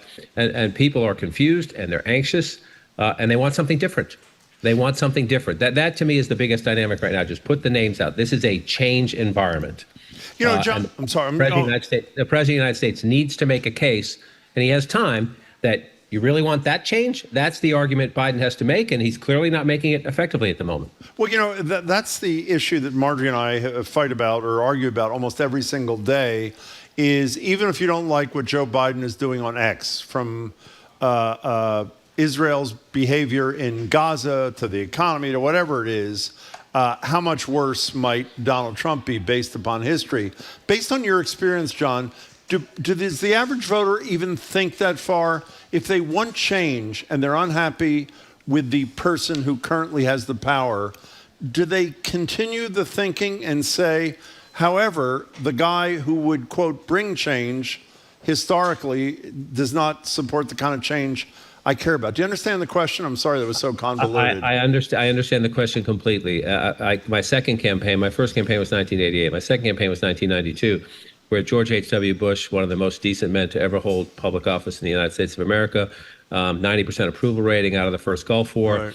But then we had a relatively mild recession. He kept telling people we were out of it. All the statistics were we were out of it. We were out of it. But I remember going to New Hampshire in that election. You had Bill Clinton and Ross Perot making the case for change, and people's legs were tired because their healthcare costs were up, their mortgages were up. They had a hard time in that recession, and they didn't like being told everything was okay because they were just exhausted. And they went outside the box and voted for a pretty unknown governor from Arkansas, and 20% of the American people, 19% of the American people voted for Ross Perot, who was a little out there in that election, if you remember. I think that one of the effects of the Trump age, I talked earlier about the damaging effect on institutions, attacks on institutions, and a lot of people share that now, distrust in institutions. I think another thing is in this noisy environment we live on, where even Jim and Marjorie are on TikTok, and people have learned to look at what they want to look at and block out what they don't want to hear. People think Trump will close the border, and the economy was better when he was president, at least pre-COVID. And I'll take that, and I'll just block the rest of it out because I don't like what's going on right now. By the way, you've mentioned TikTok repeatedly. One of our colleagues says, does John King know he's known as the beloved map guy on TikTok during presidential elections? Did you know that, John King? I was shown some pretty amazing there are incredibly creative people out there in social media, including TikTok, where people took segments I did at the Magic Wall, they glittered them up, they put them to great music, and I'm grateful because it's hard to glam this up, and they did some pretty amazing jobs with it. So John King, you talked about how President Biden is not making these arguments about the kind of change that he's created already, which is a loss, and what he would do. So why not? Obviously, his people must know this. Is it that he's too feeble to go out there and make the case, or that they're afraid of people seeing him looking old and making the case? I mean, why isn't he making that case? People have to listen too when you do make the case. He has been a bit more active, and so. And you hear me, I probably bore you guys with being a broken record saying we have to keep an open mind and see what happens. Never. He has been a bit more active, but he did an interview with my colleague Aaron Burnett last week. Yes, he did. And much of the interview was interesting. He made a lot of news about Israel. Right? He made a lot of news about Israel and trying to say I'm starting to draw tougher lines for Benjamin Netanyahu. But the first question of the interview was about the economy, and she asked him about how people feel in the country. Yes. And he reacted. He's a stubborn person. His stubbornness has saved him at times. He's president of the United States. Joe Biden lost twice before this, right? Joe Biden has had an aneurysm 40 years ago, whatever. His stubborn and his resilience is a remarkable political asset. His stubbornness is also sometimes a political enemy, for him. And his first answer was, "We have turned it around." Yeah. And he said it. He said it almost like, "How dare you?" Exactly. And people don't feel that way. And again, he then rattled off some statistics that are valid. He's not wrong about the data, but people just don't feel it. And so he at times has been much more careful about this. He is blue collar Joe. He gets it. He's never been a great communicator, and he's clearly slowed a little bit by his age. Does that mean he can't do it? That's why we have a campaign. He's going to have to do it, Marjorie. I would put it that way. When you travel, people don't see him. They don't think he's active. They don't think he's, even though he's got a very substantial record of accomplishment. He does. And some of those things may still kick in to create more bridges and create more jobs and create more broadband and create more factories. And so we may be having a different conversation in a few months. And we need to leave our minds open to that. There's a lot of money coming through the pipeline that could create jobs. But when you travel, remember the Obama stimulus? When you traveled, you see signs that said brought to you by Barack Obama. You don't see that about Joe Biden. And so I think both he and his team, they won last time, and they've spent a lot of money on television advertising early on, and they think they know the path. I would assume they're looking at these numbers and saying, okay, let's scrub it again and make sure we're right. You know, John King, for 1 second, getting back to this New York Times polling, as I mentioned earlier in the show, according to the Times, Joe Biden won 60% of Latinos and young voters, and he's in 2020, and he's virtually tied in those two demographics with Trump right now. And if that was upsetting to Joe Biden's people, I assume seeing your reporting out of Michigan would be equally upsetting. Correct me if I'm wrong, but virtually every person with whom you spoke, young people, by the way, is with people with whom John spoke, virtually every person with whom you spoke who supported Biden didn't have much good to say about him. It was sort of like, he's not Trump, okay, but I was looking for one person to say what Marjorie said a minute ago. The guy's got a record of accomplishment despite his flaws that is amazing. Is that an unfair characterization of what you saw? Not at all. Not at all. There's a young Jewish student in our group, Maya Siegelman, who says she was, when we first met her 6 months ago, she said probably Biden. This time she said definitely Biden, in part because she's actually a supporter of how he's handled Israel and Gaza and stood by Israel, although she'll have some doubts now, I'm sure. But she just looks at Trump and third-party candidates and says, I can't do that. We had the co-presidents of the Michigan College Democrats. Yeah. They just graduated, so it's done with it now. They make the case for Joe Biden better than Joe Biden makes the case for Joe Biden in going through the accomplishments, like I mentioned, in going through his team, in going through how, there's a lot of people and they're working on the climate and they're going to protect your reproductive rights and they're better for the LGBTQ community and they're creating jobs through the infrastructure bill and some of the other investment pieces of legislation they passed. They make a very powerful case for Joe Biden, and they say they will make it in the fall because they're afraid of Donald Trump. But they're both furious about his handling of Israel and Gaza. But because they're college Democrats, they're kind of young politicians, if you will, they're absorbing this from their friends, and they feel it, and they know it's real, and it's very emotional. And if you're listening, whether you agree or disagree with those passions on campus, they're real. They are real, and those kids vote. And they are critical in Michigan. Think about it. Michigan, he won by 154,000 votes. There, it's the combination of young voters and Arab and Muslim Americans. Because there are more than 200,000 Arab and Muslim Americans in Michigan as well, in addition to the young voters. But that's 154,000 votes. Think about the states he won by 10,000 votes and 12,000 votes, and Pennsylvania was 80,000 votes. If these young people don't show up or vote third party, there's no groundswell for Trump out there among 18 to 25-year-olds. It's found zero evidence of that. But there's a lot of, I'll look third party or I'll stay home because I'm really mad at him about this. That is very dangerous math for the President of the United States. Again, we're having a conversation in May. Let's see where we are in September and October. But at the moment, that math was, I went back to see, it was bad in mid-November, right after the Hamas attacks and the Israel response. Yeah. It was bad then. It was worse then. Yeah, it was worse. I want to commend you, though, in explaining why this young student, Wayne State, Maya, is it Sigmund? Is that how you say her name? Maya Siegman, yes. Yeah, how she was afraid on campus, a Jewish kid that was afraid of... Took her star David off, she said, for a couple weeks, and then put it back on after talking to a Jewish friend. Again, people have different... This is a very emotional issue. Yeah. My son just had his bar mitzvah. He wears his star David so proudly. To have these conversations with a 12-year-old is really interesting. And so I know people listening, whatever side you're on this issue, it gets very, very emotional. And one of the amazing things from these young people is they want to talk it out. They want to have respect. Maya Siegman wants a Palestinian state. She wants Netanyahu gone. That's a young Jewish student, right? Yep. Ibrahim Ghazal, a Palestinian American, distant cousins in Gaza. He wants Israel to live in, he wants to live in peace. He wants his family to live in peace with Israel. He wants Netanyahu gone also, but he wants Hamas gone.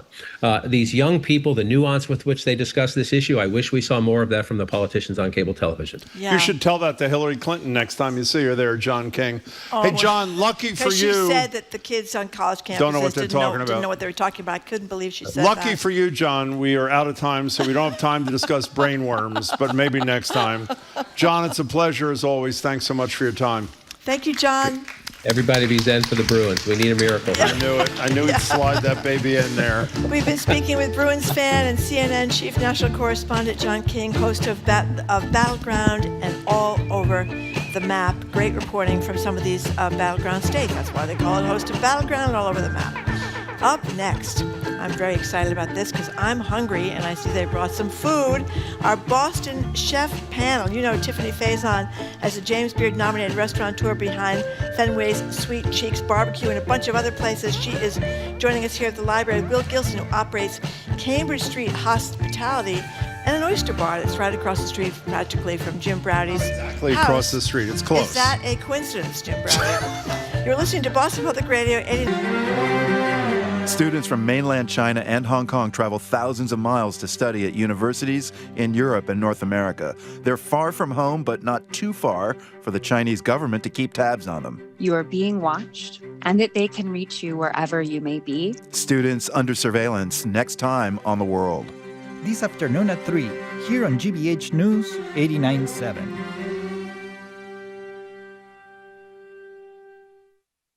Support for NPR comes from NPR stations. Other contributors include Fisher Investments.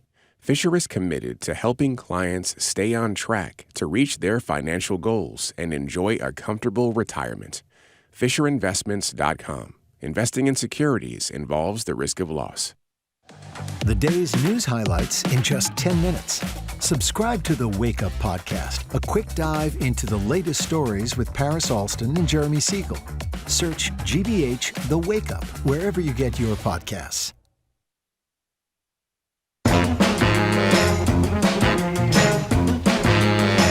Welcome back to Boston Public Radio. Jim Browdy and Marjorie. And Marjorie will not be able to talk in this segment because her mouth is full. And we are broadcasting live from the Boston Public Library, streaming at youtube.com/GBH News.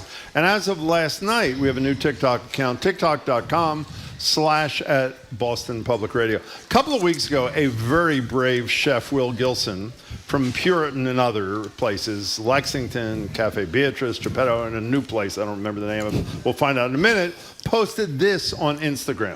Maybe I'm tired, maybe I'm exasperated from trying a million things to reach today's diners. I would love some feedback from you. As a restaurant owner, sometimes we spin our wheels trying to find ways to be the best version of ourselves, only to find that it's not what people want. So, this is the brave part.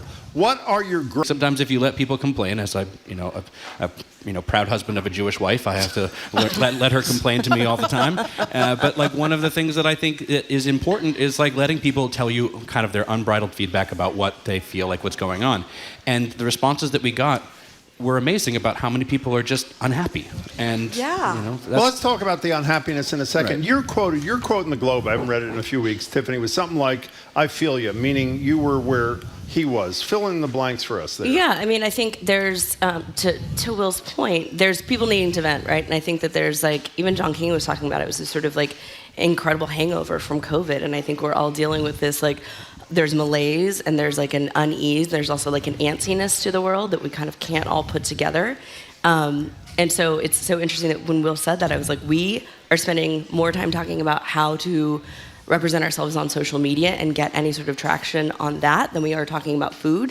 That is not why I do this for a living. I see you guys caved and got on TikTok. I see you. We caved. The Jews As idea. it's about to be shut down. No, I get it, right? So, but I think that's a lot of it, where it's just like we can't. What's interesting that one of the things we've seen in our restaurants is like the better reviews we're getting is from one of our slower restaurants. And then we're getting like more cranky reviews about a restaurant that's busy all the time. And so there's the getting to like the what is really happening out there. And I'm not totally sure, this is not like taking responsibility out of us and what we could all be doing better at restaurants, but I do think that there was a time that restaurants became the dinner and the movie, right? And so we became largely responsible for like people's entertainment for the evening. Happy to be, very happy to be. But then, you can order us at home and you can sit in your jammies. Yeah. And so then when you come out, like it's, and doing business has been compoundingly difficult, obviously, with like the other things we do. We're going to go down the list in a second we read the responses to your post there, Will. We're going to go down the list and ask you both about how you feel about what they said. But one of my concerns would be what are your gripes? Is you're only going to hear what people don't like about what you're doing as opposed to, or maybe I'm wrong, what we love about what you're doing. But I mean, if we're doing our job right, we do hear from the people Yeah. who dine with us all the time and do love what we do. And I think that the blind spots are the things that we aren't doing well. Because sometimes you can be like, all right, I know that was a tough service. I know we didn't get that right. Mother's Day they always say, is the busiest day of the year, but it is an incredibly challenging service because not only are we trying to serve you food, but we're also trying to make sure that every family who brought out their mother is incredibly happy as well. And sometimes we're starting at a deficit. So, Right. those things can be really hard. So asking for what that blind spot is really helps us make sure that we have a full picture of Well, what you're we're up really against. a grown-up, I'll tell you. I- You really... Totally. This Something is why wrong Will's with one of you, my but- favorite chefs. No, there's Okay, plenty of things wrong with me, but we don't have time for that. And to that point, I'll say this: I'm not calling Will and I old, but we are of a generation that's like not 25 in our restaurants right now, and so we've been doing this for a long time, and so to be able to experience the sea change, and this blind spot is like there are things we're not seeing that other restaurants are probably. I'll say there are things I'm not seeing that other restaurants are doing that are making that are important to diners in ways that I'm a dum-dum because I really thought it was food and experience and service and all those things together in some semblance of perception of value. Like what? What are those things that you think you're not seeing, Tiffani? It's interesting. I think there's like gimmicky things that are really that go viral on TikTok, on Instagram, we're seeing certain neighborhoods that are just blowing up with younger generations of people that are glomming to them. And not that there's not good food out there, but I'm sure you have, I've done some of my own due diligence where I go and I'm like, I cannot wait to experience this thing that everyone's talking about. It's like, Okay. this is it? Okay, we're going to get to the grapes or whatever in a second. But before you do, I think I left what are all your restaurants? We're going to do this quickly and tell us what you brought, both of you, and then we'll get to the grapes. Well, what are all your places? Sweet Cheeks, Tenderonis, Fool's Errand, those are all in the Fenway. And then in High Street Place, I have Bubble Bath, Dive Bar, another Tenderonis. This is Charming Gardener. I just moved my seafood place into like a kiosk, and then this is a salad, protein, and bowl concept that we're doing. Thank you. I love out of High Street Place. I love it. I haven't eaten this yet. What's your review? It's delicious. The spices are perfect. I love chickpeas. I love the whole rice. I love the whole thing. Okay, so what are all you're opening something new on First Street, too. We are, yeah. So our first restaurant was Puritan and Company. Our last restaurant was Puritan Oyster Bar right next to it.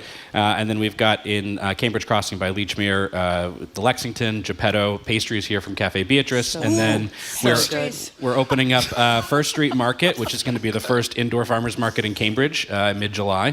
And then next to that is going to be Amba, which is going to be our cafe rotisserie chicken concept. Hey, by the way, are you the only occupant of the First? Is it your deal? You're the whole deal. Awesome. Yeah, wow. but we'll be bringing in different farmers and different stuff. But it's a partnership between us, Leggett McCall, the developer, and the city of Cambridge. Okay, so Marjorie has no self-control. What did you bring in terms of the pastry thing, so we can I'll get be over. I'll wait till the segment. Well, what'd you bring? Yeah, so these are some of our highlights right now. This is our laminated cinnamon roll. So it's basically like a croissant that's rolled and flavored like a cinnamon roll. Brian's famous Queen Can Amman. I tell you something? Let me make it grape. We're streaming the damn thing. Your stuff is in a box. Well, listen. Take it out of the damn box. Or hold it Here. up. I don't even know which camera Take I'm it supposed out to of the look box. at. I'll take it out of the box. napkin I'll take it out of the or box. something. All What right. is wrong with this Here, guy? we got it right here. Look at how tall that is. Gorgeous. Got a big banana bread. Oh, my awesome. God. These are our kitchen sink cookies right here. Oh, beautiful. All right, The pastries over there at Cafe at Lexington are unbelievable. What is that thing? That's the laminated cinnamon roll right there. Laminated cinnamon roll. I really came here for these pastries. Yeah, and then this one, it's seasonal, so we've got a beautiful strawberry Danish, raspberry brioche right here. Oh, my God. And then our famous passion fruit brioche, which is definitely the most popular one that we have. You know what's amazing? People can actually see them now. Yeah, Isn't they that can see shocking? That's really, and they're You tell your gorgeous. producers to tell me to bring a platter next Okay, time. fine. I'll get a platter next time. Maybe that's what we're doing wrong. We're serving things in boxes. Yeah, so it's no We're going to go down the It's list it's a COVID thing. of you know, the serving things primary in boxes. complaints and tell me if you think it's a legitimate complaint and what you're doing about it, if any. There are about 10 of them we're going to go through. A lot of people are saying, a first question I'm asked when I walked in the door, do you have a reservation? As opposed to greeting people warmly and then rejecting them when they don't have a reservation. Guilty? Guilty, yeah. Really? Yeah. I mean, I think the hardest thing that we've had to try to retrain in this industry is all the support staff that were maybe transients. So you had people who were going to college, they're looking for another gig. Now we're trying to find folks who, we need to be kind of convinced and retrained as to how to be in hospitality. It's not coming as naturally to them. They're not being trained by the years. We basically have 4 years of kids having to work, from home, or like people working from home or going to school from home. That's the same way that it's been in that sort of gap of training that we've had in restaurants, is that for so long we just lost those people because we were putting stuff in boxes. Okay, so you made a face. Before you explain what the face meant, you just tasted the banana bread. I cannot stay away from Will's food and Brian's pastries. It's so good. Is it good? No, it's ridiculously good. So you made a They're face. not only delicious, they're technically perfect, which is like They're rare beautiful to find too. both. You made a face when he said guilty as charged. Guilty and also not, right? So we try and greet guests warmly. We leave usually. My concepts are different than Will's. They tend to be a little bit more fast casual or fine casual. We typically leave half the room, especially when we know we're going to be busy, to be able to take walk-ins so that we're never fully committed. The other thing, anecdotally, that we kind of figured out in our company a couple years ago is that we are dealing with an entire generation of kids that have never answered a landline. Yeah. All their information has been on their phones. So, like, True. we figured out that we were, like, missing something with catering and being able to communicate with people because they've never taken a message. It was like, oh, no, the information's there. It's like, guys, it's not. We had to do a full training on how to properly take a message. It's just different. And Right. it's trying to get our younger people in our restaurants to, like, look up and engage and be warm as opposed to just, it's the this effect. It's the cell phone effect. Right. Okay, Yeah. so 2 guilties so far. I'm impressed, I have to say. Well, I am not the 25-year-old demographic, needless to say, and I don't go out as much as you. Jim is like your guy. He goes. I've been to every one of both their restaurants, so I have. But I remember talking about this before with Corby Kummer that writes about food and restaurants and stuff, saying that restaurants are supposed to be noisy because everybody can have. It sounds like it's a happening place. Mm-hmm. But it is hard to go out to a restaurant where you have to scream across the table. And I was surprised that a lot of people said that in the survey. I mean, it's no different than polling the country. I mean, we are divided in so many ways. For, every night we have to do what our art form is, or mechanics, whatever you want to call it, for an audience that perceives everything differently. Yeah. So it's like every restaurant can't be quiet enough, loud enough, vibey enough, cool enough, calm enough for every single person. So Cheap enough, organic enough. Exactly. That's I mean, right. Cool enough. Yeah. It is incredibly hard to reach that balance for everyone. And I think that's, when we designed one of our restaurants, it was to have 3 concepts in there so you could show up and be like, which one's right for you? Yeah. And then, of course, nobody came to offices anymore, and then that became incredibly challenging. So, that's kind of where we're at. There also becomes an inherent self-selection of the restaurants that you want to go to. When I was much younger, I was cool sitting at a communal table and it was really loud and fun. And now I'm 46. I'm like, maybe I want to have a conversation. One foot in the grave. I know what you mean. 46. But I also thought that the pandemic thing was a real big thing. The idea that people did get used to getting takeout and staying at home in their pajamas, eating and not going out. Yep. And the It's quiet at home too. It's quiet at You home. can control and people are everything. eating earlier. They used to eat later. So what's that about? Correct me if I'm wrong, but when you have in the conversation about coming in, do you have a reservation? We don't have necessarily room. I still very much find that people are early. Our takeout numbers we see very high early, right? Like 5 o'clock, 5:30, we see those numbers really climb. But our diners are still coming at the same time. So, and this has been a tale as old as time. It's not, and it's more difficult in Boston than I think in other cities. People want to eat from 7 to 8. And that is it. And they get upset when you don't have any room. Yeah, we do 90% of our business 6:45 to 8:30. Yep. And how late are your, I know every place not saying, how late are you open? I mean, we're open till 10, at every place. And I'd say that there are oftentimes the 10 o'clock reservation shows up to an empty restaurant after we've just done 150 people. Yeah. So because time's running out, I'm going to list 5 or 6 of these things and pick any of them that particularly had an impact on you, Will, or you, Tiffani. We're talking to Tiffani Faison and Will Gilson, 2 of the superstars in this wonderful restaurant community we have here. Drink prices are too high. Servers are selfish and self-indulgent. I hate those fees that are added at the end. Get rid of the QR codes. As a good customer, I want a special reward because I go there all the time. Free bread is a must. And finally, TV's on in a decent restaurant is driving me nuts. Pick any of those things and tell us what your reaction is. Well, first. Tiffani, go ahead. I had to study them all already. Free bread is not a thing. It costs money to make. Right. It's not a thing. But we grew up with free bread as a thing, so you're you. taking it away from us. That doesn't, what do you think of that? Well, you can ask for it. I always ask for we're it. just And not they You may not get it for free. Go We're ahead. just not continuing the economic freedom that existed before we were able to open our own restaurants. And very frequently, the free bread you got was crappy bread. We make our own. So that's labor, and that takes time. And what I do, we sell our bread for like a cost. You know, like the Parker House rolls at Puritan and Company, like you get 2 of them for $4. Like the focaccia bread at Geppetto, you get a slice for $2. Like the goal is just like, I'm just wanting to make sure I break even on this thing. Like I don't even need to make any money. They're loss leaders for Your us. biscuits. One day I ate 3 biscuits for breakfast, 3 biscuits for lunch, and 3 biscuits for dinner. Marjorie, with a honey butter. It's from Sweet Cheeks, by the way. There's 70% food cost for me. Is this a very hungry caterpillar moment for you? Like we just kind of made our way through everything? I love bread. I love all kinds of bread. But I think in some ways, like right and wrong on all of it. The answer is yes to all of it, and also a little bit of no. And I think that the number one takeaway that like I've sat my teams down with after we did that post, which was the world has changed significantly over the past 4 years, for better or for worse, and restaurants have had to adapt, and some of us, after the fatigue of survival through that, are working from a deficit. Yep. And the number one thing that I noticed from people was they were like, I now live in the suburbs, I love your restaurant, I want to come in, but if I have to pay for a babysitter, get in there, worry about Can't parking, guarantee walk parking. in, maybe my table's not ready, maybe I don't receive a warm welcome, and then if anything goes wrong at that point, then the entire experience has been set back. So we have to make sure that when our guests arrive, that they feel taken care of from the moment that they get there, or if they can't be, that we have some sort of contingency plan. Like, here's a glass of wine, like on us while you're waiting for your table. Like, here's a bite to eat. Here's some free bread. Right. You know, whatever that might be. But those things now are tools that we use for our success rather than just things that are expected giveaways. Right. So how's your mindset in 2024? We know we've discussed, not with you today, everything from hard to find staff, hard to keep staff, And to pay wages are everybody going more. up. People can't afford housing, even if you're a benevolent employer, all those kind of, and you add the complaints that both of you incredibly graciously are acknowledging in many cases are legit, which I, of course, would not do. So how's business? How's your head in 2024, Tiffani Faison? Well, that's a interesting question. I mean, it's interesting. Like, it's how it normally is.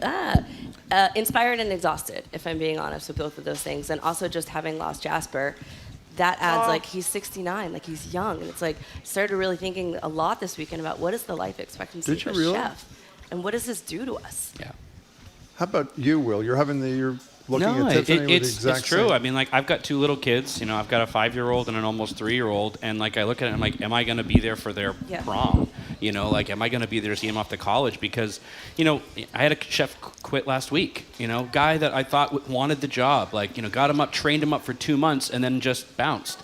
And I'm there back on the line. And the first day I'm like, I got this. I'm good. I can still do it. And you Day wake up the 5 next and I'm morning, like, Yeah. my knees. Like, Well, you know what was But it interesting? has a compounded effect on our lives and our bodies. It's the number of people I think who mentioned that they liked to see when Jasper White was there cooking or Hammersley was cooking. Yeah. Or walking And that around the means room and if you're saying hi. If you're going to be there cooking every night, you have no life. I mean, that's one of the problems I think with the restaurant business is it's all consuming.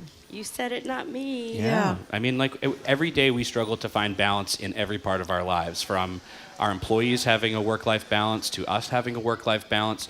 But at the end of the day, I mean, we are the ones who are creating these concepts, and we can't just come up here and complain that, like, people don't want to work anymore. Gen Z doesn't do this. Like, it doesn't matter. Like, no one's going to care. Oh, it's a new thing, a generation complaining about We're not the next asking generation. our guests to care. I hear you, Will, but I Yeah. disagree because I do think that, you know, every generation says this about the one before, but it is markedly different. And there's the first generation of kids are about to go to college that didn't actually ever show up to high school. We don't know what the effect of that is going to be in our restaurants and in hospitality and the ability to engage and stay connected.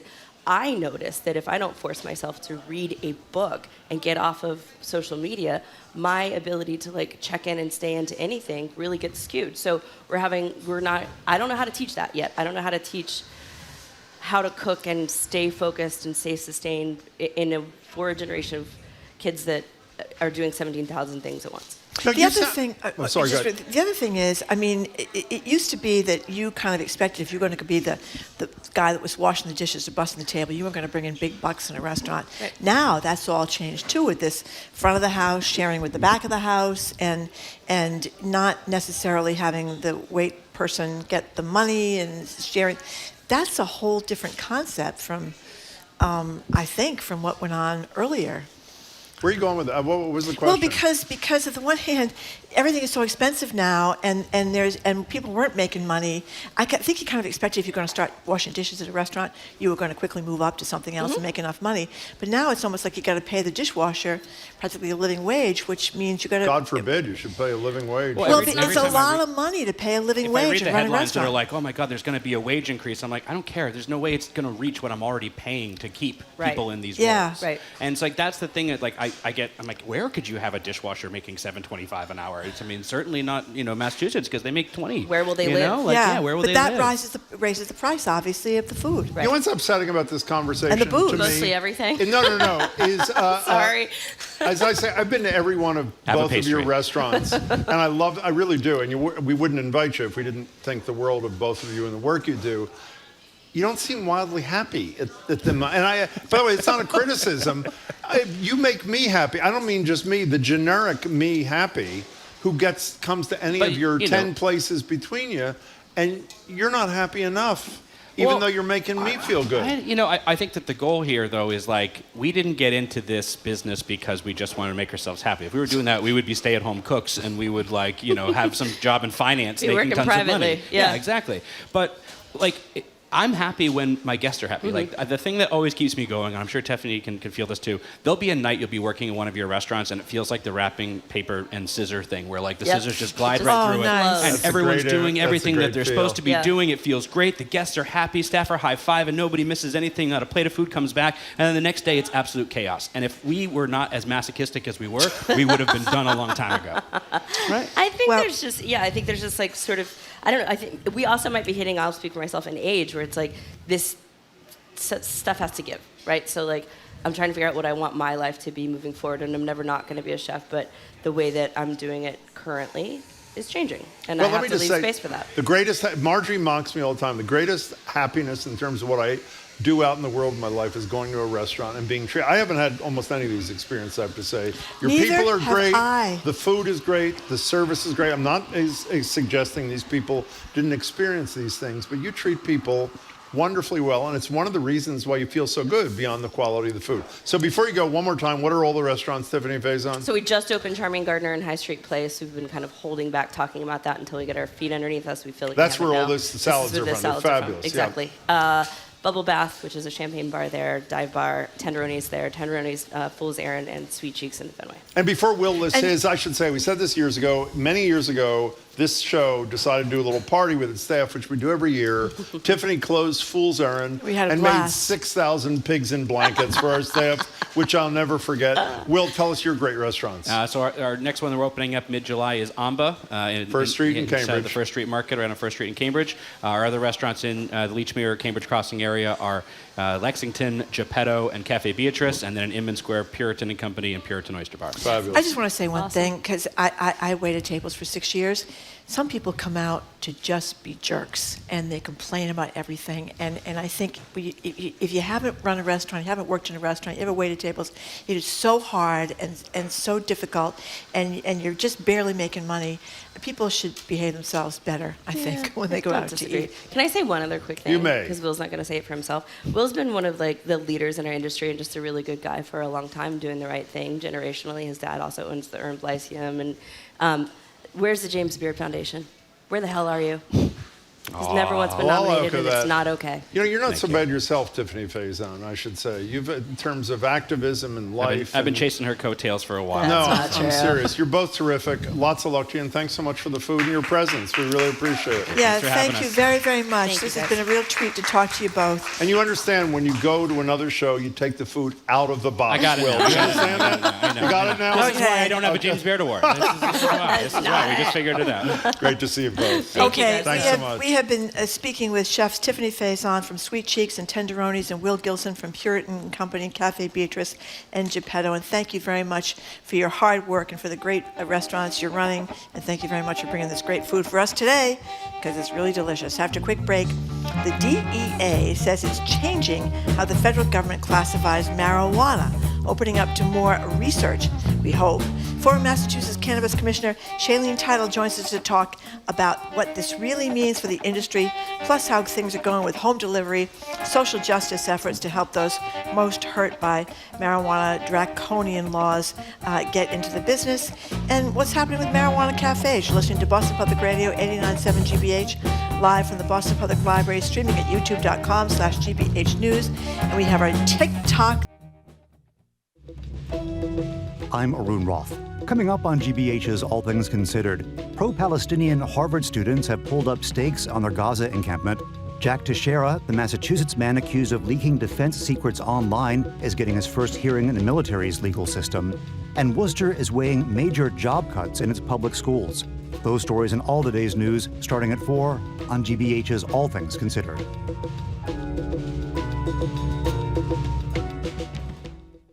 Support for GBH comes from you and Mass General Brigham Health Plan. Innovative plans, coverage, and a broad network of doctors. Mass General Brigham Health Plan, with you every day. For more information, you can visit massgeneralbrighamhealthplan.org.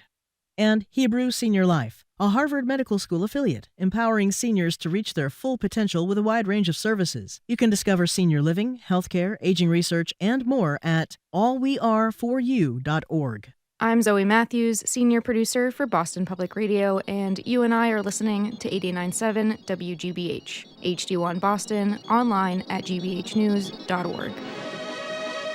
GBH News with NPR, what matters to you.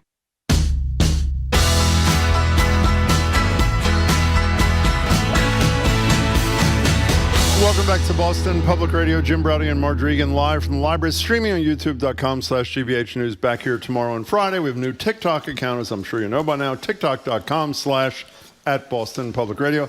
Very sadly, our next guest did not bring any food. Nevertheless, we move ahead. Earlier this month, the Drug Enforcement Administration announced they'd make moves to reschedule marijuana, bring it out of the Schedule I class of drugs it currently shares with things like heroin, meth, and LSD, and move it to Schedule III with things like, Tylenol with codeine. It's a big deal, but is it big enough, both for the industry and for real people? We're joined now by Shaleen to discuss this and the state of cannabis in Massachusetts. Shaleen's a former Cannabis Control Commissioner in Massachusetts, founder and director of the Parabola Center. Did I pronounce that right? Yeah, Parabola. Thank you. Nonpartisan think tank focusing on crafting equitable drug policy, which is what she's dedicated her work to. Shaleen, it's great to see you. Thanks for having me. Our pleasure. Thank you very much for coming in again, Shaleen. So before we get to what's going on with marijuana and the changes in the rules and stuff like that from the federal government, what's the Parabola Center? What do you do?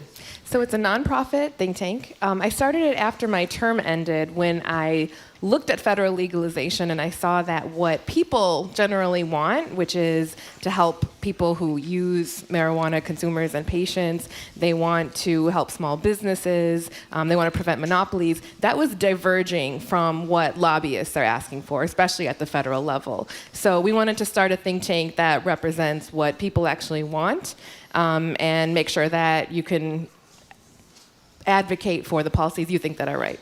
Okay, so there's Joe Biden. We're going to ask you what it doesn't accomplish in a minute. First, tell us what it does that was needed. So really very little. So for context, right now in this state and for most people in America, if you want to buy cannabis and you're over 21, you go to a store and buy it. It's heavily regulated, but you can just go and buy it, like alcohol or tobacco. But the Biden administration, if they wanted to take an incremental step to line up federally illegal status and what most states have, they could have taken a step where they instructed, for example, the Department of Justice not to arrest or prosecute anyone who is compliant with state law. They could have expanded pardons for anyone who's done something that is now legal at the state level. They could have even encouraged Congress to pass a legalization bill. Instead, what they did was make this move to move marijuana from Schedule I to Schedule III, which, like you said, regulates drugs like Tylenol with codeine or ketamine. And what that says is, if you have an FDA-approved drug, which marijuana isn't, if you have DEA-registered manufacturers and suppliers, which we don't have, and you have patients who are getting prescriptions, then they can go and get that drug. But we have none of those things. So it's a bizarre step rather than an incremental step. So, but one thing I thought it did, we talk to Art Kaplan every week, who's a medical ethicist from NYU. One of the concerns he's had is that while he's not against legalization by a long shot, he says we have drawn I'm speaking for him, we've drawn too many conclusions about the impacts of marijuana without enough research that we would do with any other drug.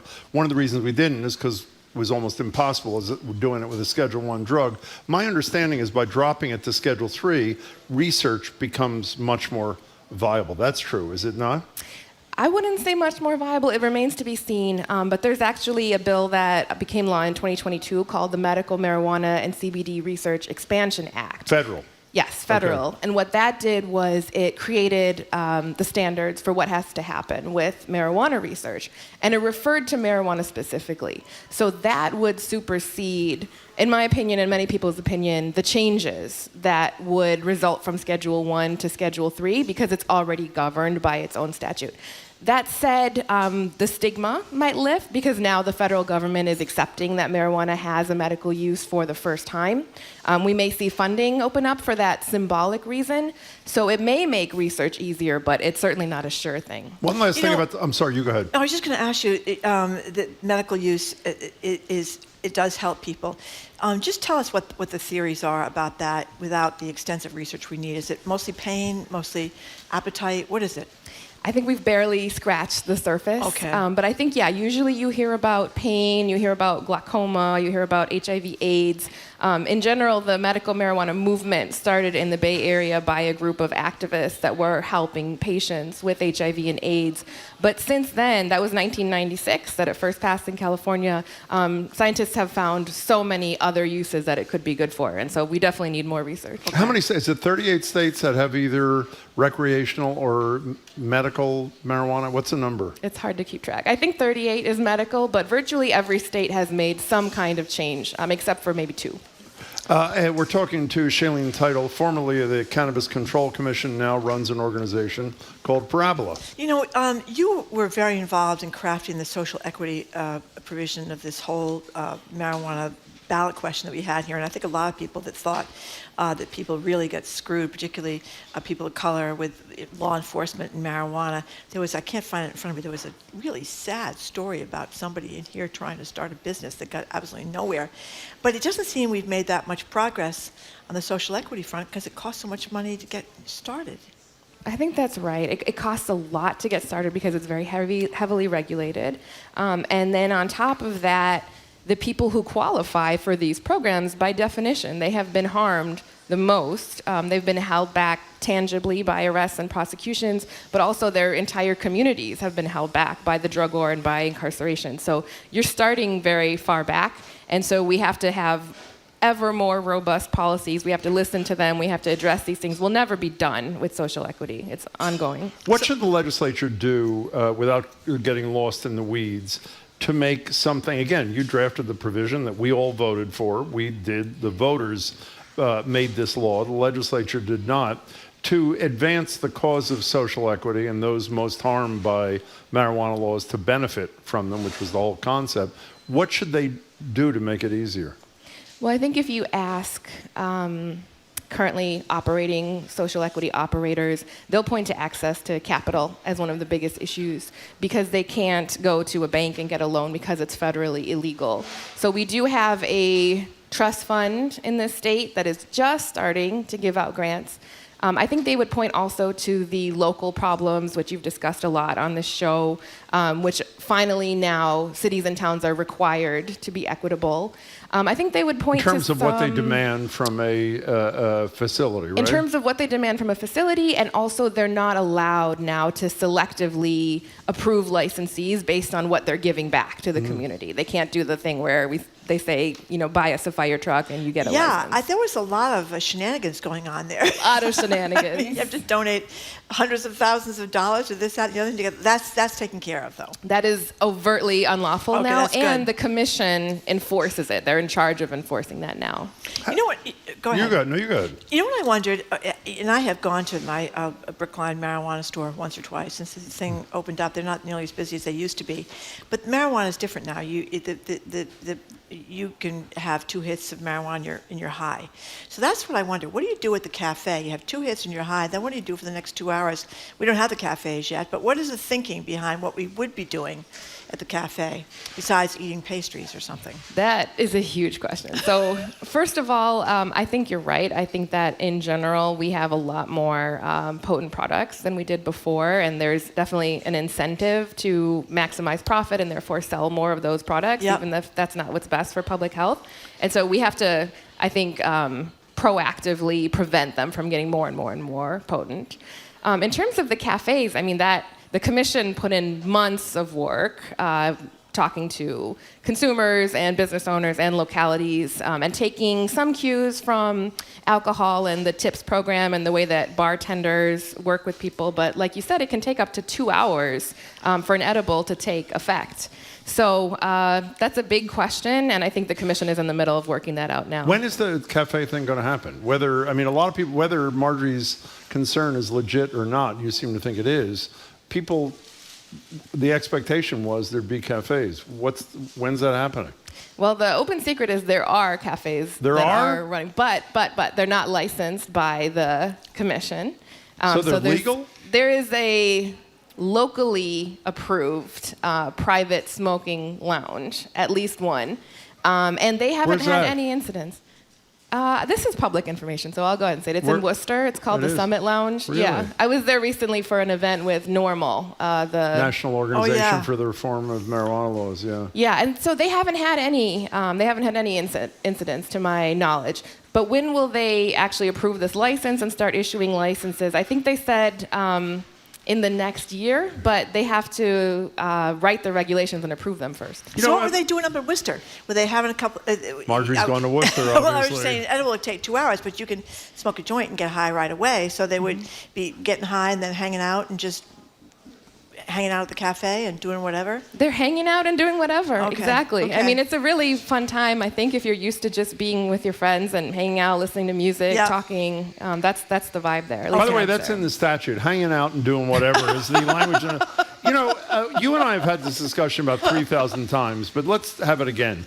3 times there was an opportunity for the legislature to act on marijuana, to decriminalize it, which was first, to allow for medical marijuana, which incredibly to me, most politicians opposed. A doctor can prescribe an opioid, but can't prescribe marijuana. That's right, gateway drug, Jim. That's and then what everybody thirdly, said. legalization.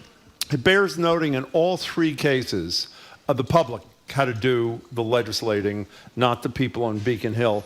And the question that you and I have discussed, my sense is, with some wonderful exceptions, the legislature still resents the fact that the public did what they should have done and have not been nearly as willing to amend the law to make it effectuate the purposes that you and the other drafters intended. Is that a fair criticism?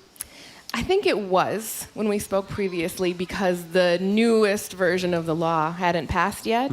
I think it was last summer now. Maybe it was, yeah. And maybe even the summer before. But they did an excellent job, I think, making amendments. Yeah, because like I said, now the HCAs are enforced by the commission. I also know that they're being heavily... HCA meaning? Sorry, the host community agreements. And that's when the extorting was going on by some local communities. I would certainly call it extorting or bribery. So that's done. But also, I think that they are being heavily lobbied, just like Congress, by bigger companies who want, say, the anti-monopoly limits lifted. They want... You can only have 3? Is that what it is You now? can only have 3 of each license types. And I know there's an ongoing effort to lift that cap. And I think the legislature has resisted those as well. So I think they're doing pretty well. Marjorie anecdotally talked about the fact that when she went to the place in Brookline, when it first opened, the place was packed. There was a line. She went recently, and there was virtually nobody there. What's the state of the business, and do we have too many facilities? I don't think we have too many facilities. I think we have about the right amount. I mean, I think it's up to the commission to answer with the stats, but my experience talking to people is that it's a mature market. The prices have definitely dropped significantly, but I think that's part of the point. We want a mature market so that people have access, they have availability of products that they want, and then they're not going to the underground market. I have a couple of remaining things. There's a ballot question here that would expand legalization of certain drugs. What's the issue that's before the voters, assuming it gets there in November? The psychedelics ballot initiative? Yeah. I'm not too familiar with it. I have some concerns, actually. Why? I have some concerns, and I'm not an expert on this, that the risks in general of psychedelics haven't been adequately accounted for. I think in general they've sort of adopted the marijuana model, which was specific to marijuana. I think when we're talking about psychedelics, we have to look at what's happened in other states, and I think the evidence hasn't quite shaken out yet. So you're going to vote no? I'm not going to vote no or yes yet. I don't know yet. But, by the way, I don't know if you're talking about Oregon, but we were talking on the air recently, while a number of places have said the Oregon experiment, or was it Portugal, was not a success about legalizing all drugs. The commentary we read was, maybe it was Oregon, that the facilities that were supposed to exist to provide care and for people with problems were way behind schedule, so they really never had a chance to kick in. So it's not fair to judge the program.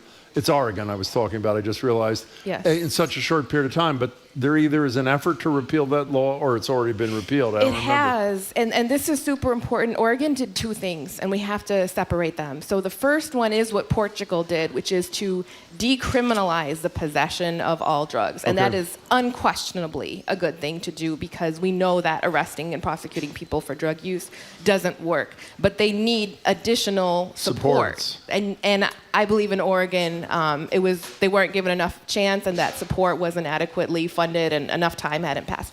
Now, the other thing that they did was psychedelics, specifically allowing psychedelic use, and they've done that in Colorado as well, and that's what's on the ballot here in Massachusetts. Okay, one last thing from me. I don't know if Marjorie has something. I have a good question. You didn't serve with Shannon O'Brien while she was chair, did you? No, we didn't overlap. Okay, people I assume know Shannon O'Brien was the chair, Deb Goldberg, the treasurer, suspended her. There's now a hearing to fire her. And one of the things I don't understand, and maybe this is not your area of expertise, I have no idea why in a taxpayer-funded job when you're chairing commission, why this is not a public hearing, as O'Brien's lawyers have argued. It seems to me we're sort of entitled to transparency here. And also her lawyers, meaning Shannon O'Brien's, are claiming that, at least Max Stern, I think, did in the last couple of days, that the hearings began in May, continue at the end of the month, are relying on anonymous reports where there's no opportunity for O'Brien to cross-examine these things. What do you know about this, and where are you on this whole effort to dump her? So, first of all, I was initially a skeptic of Shannon O'Brien's appointment, because I thought, because she had been a former treasurer and everyone else on the commission had government experience, that they'd be too safe and they would stick to the status quo. I was clearly wrong on that. But I think the current situation is really important, and it was kind of an area of expertise for me, because when I was a commissioner, I was very interested in how I could be removed and why, because the independence of a commissioner or a chair is so important. You have to be able to use your voice and your vote and your platform, because that's all you have. And so if someone like the treasurer can remove someone like Chair O'Brien just on a whim without any transparency, that doesn't bode well for future generations and future commissioners. So I think it's good that she's testing what's in the statute and standing up for her rights, because it's everyone else's rights too. Okay, Shaleen, we have a very important question before you go. Becky from Mattapan wants to know, she wants to go and vape at a show outside like the Rolling Stones at Gillette. She wants to know if that will ever happen, that she can do it legally. Ooh, so definitely you need to call Senator Warren and Senator Markey and tell them about this. They're leaders in the cannabis reform movement, but I do think they need to hear a lot more from ordinary people like Becca. Yeah, you can drink at Gillette, can't you? And vape is less smoke. Can you drink at Gillette? Yeah, exactly. I'd say yes. Yeah, and vaping is less smoke. I guess you could. I think it's mandatory to drink at Gillette. You could do an edible, I guess. Are they going to search your bags on the way in? I don't know. Shaleen, come back again and we'll talk more about what Parabola's doing because we care about these issues a lot. It's wonderful to see you. Thank you so very, much. very much. Shaleen Sorry Title. about the crumbs on the table. Those were all our pastries left from before. We've been speaking with Shaleen Title, founder and director of the Parabola, right? Mm-hmm. Parabola Center, and a former Cannabis Control Commissioner here in Massachusetts. Thanks a lot, Shaleen, for coming in. Up next, an adult film star, you may have heard of her, known as Stormy Daniels, a universally disliked fixer named Michael Cohen, and salacious details about an affair with former President Trump being told in front of Trump's own children. But at its heart, of course, this case is about efforts to fix an election. We're going to talk with retired federal judge Nancy Gertner about that, and also Supreme Court Justice Clarence Thomas whining about people being not very nice to him online. You're listening to Boston Public Radio, 89.7 GBH, broadcasting live from the Boston Public Library, streaming at youtube.com/GBH News, and we have a new TikTok account. You can see our debut edition, tiktok.com/@Boston Public Radio. Excuse me.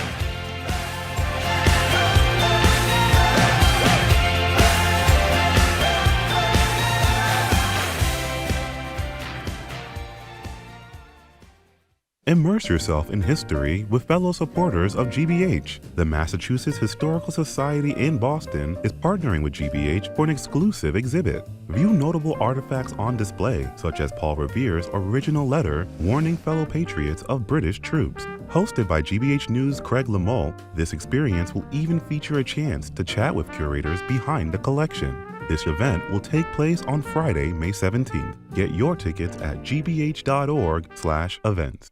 Funding for our programs comes from you. And Rockland Trust Bank, dedicated to providing advice and support to the community for over 115 years. More at rocklandtrust.com.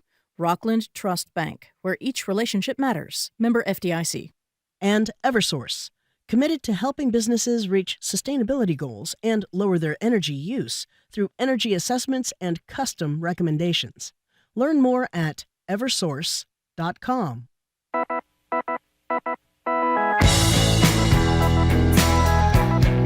Welcome back to Boston Public Radio. Jim Browdy, Marge-Regan, live at the library, streaming at youtube.com/GBH News. Back here tomorrow, which is Wednesday, then again Friday.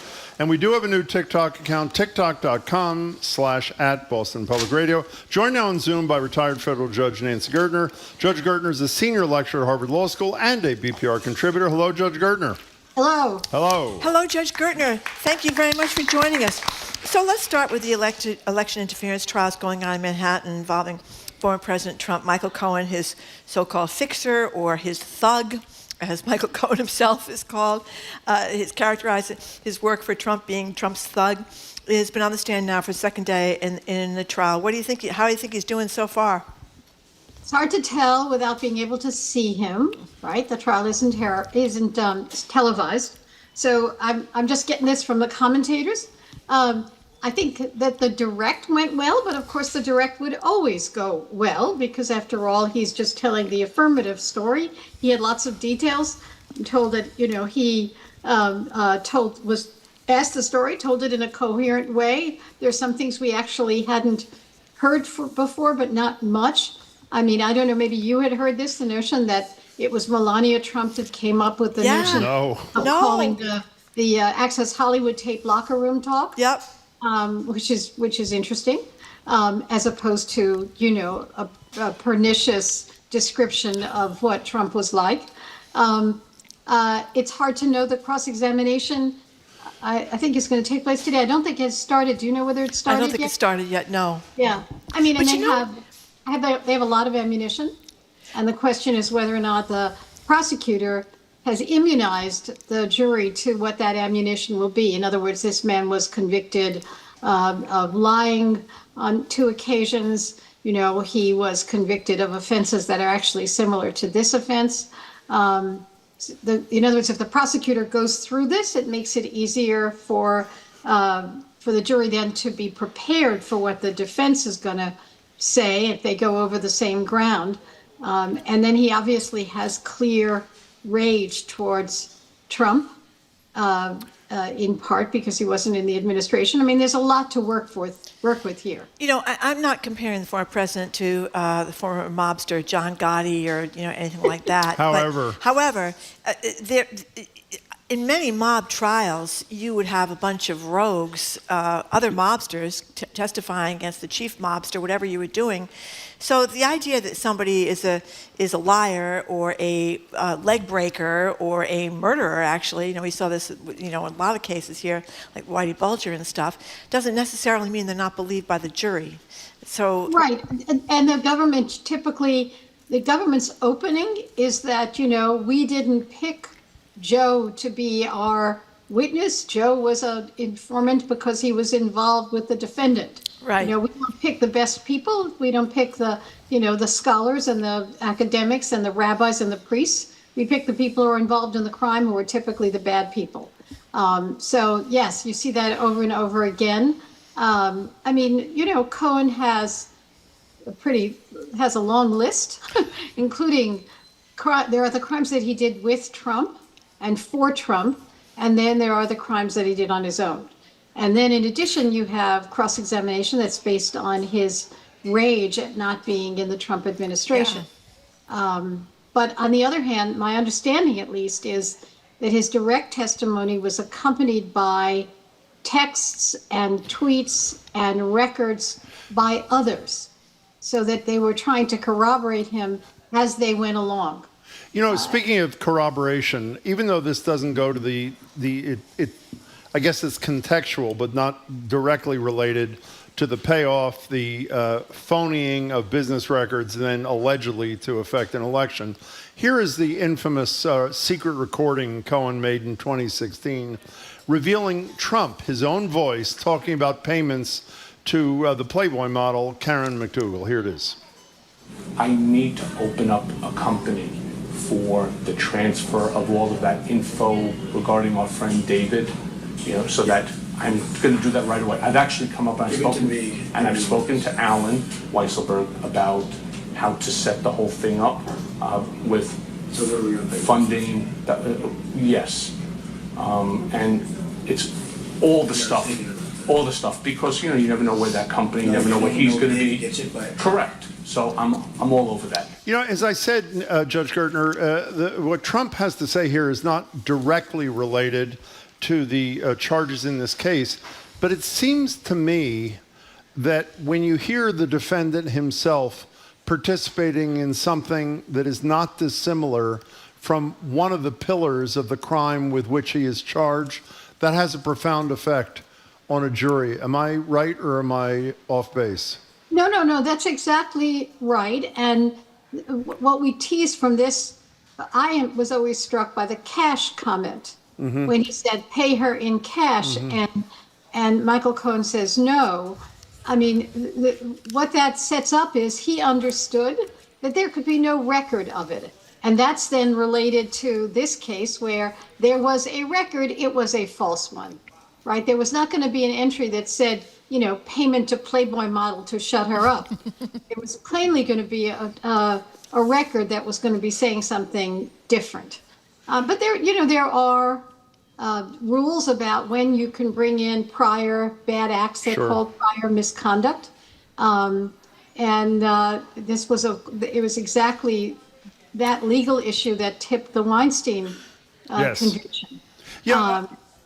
This I think is more related than the prior sexual acts, but certain because it's with the same person, it's on the same kind of issue, and it's more directly aligns with what the accusations are in this case. One last thing about the strategy in this trial. I read something this morning, and I don't mean not to give credit to whoever wrote it, because I agree with it. I think it was Politico, but I'm not sure, that Trump is such a difficult client that even competent lawyers like Todd Blanche end up doing things that are damaging to his own client's interest. And the example they chose was in the opening statement, Trump's lawyers claiming that he never had a relationship with Stephanie Clifford, with Stormy Daniels, which is a pretty hard case to make with her testimony, with Cohen's and some other things as well. Is that your sense of this thing too, that his clients, his lawyers did too much listening to the client in this case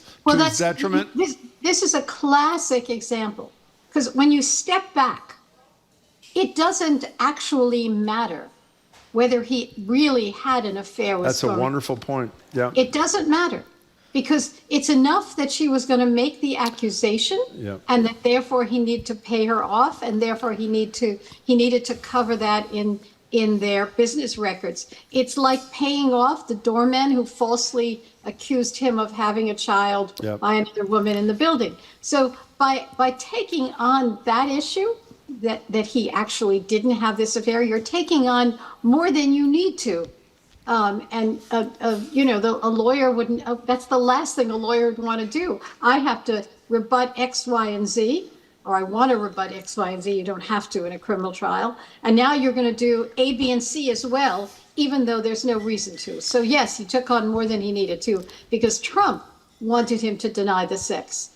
Well, the other thing, when Stephanie Clifford, Stormy Daniels, was on the stand, she talked in great detail about the room she was in with Trump, that she went into the bathroom and he had, I thought this was kind of surprising, Pert Tues shampoo. Pert Plus, whatever it was. I thought a guy, a millionaire, billionaire would get $5 a bottle. Yeah, wouldn't be going into CVS to get his Pert Plus shampoo. But she also had the detail about the gold tweezers.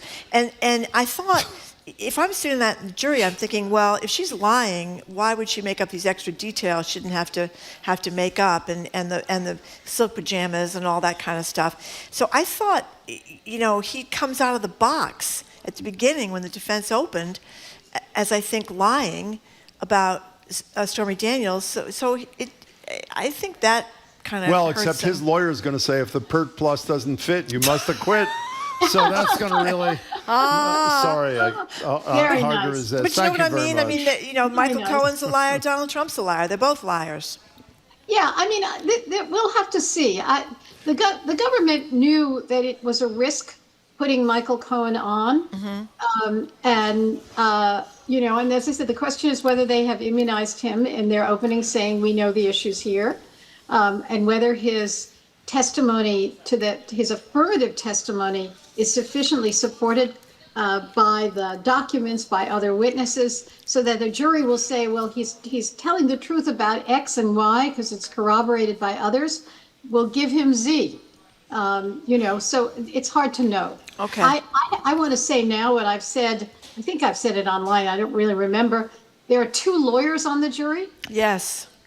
And I probably shouldn't say this out loud, but I'm at a stage in my life Go out loud.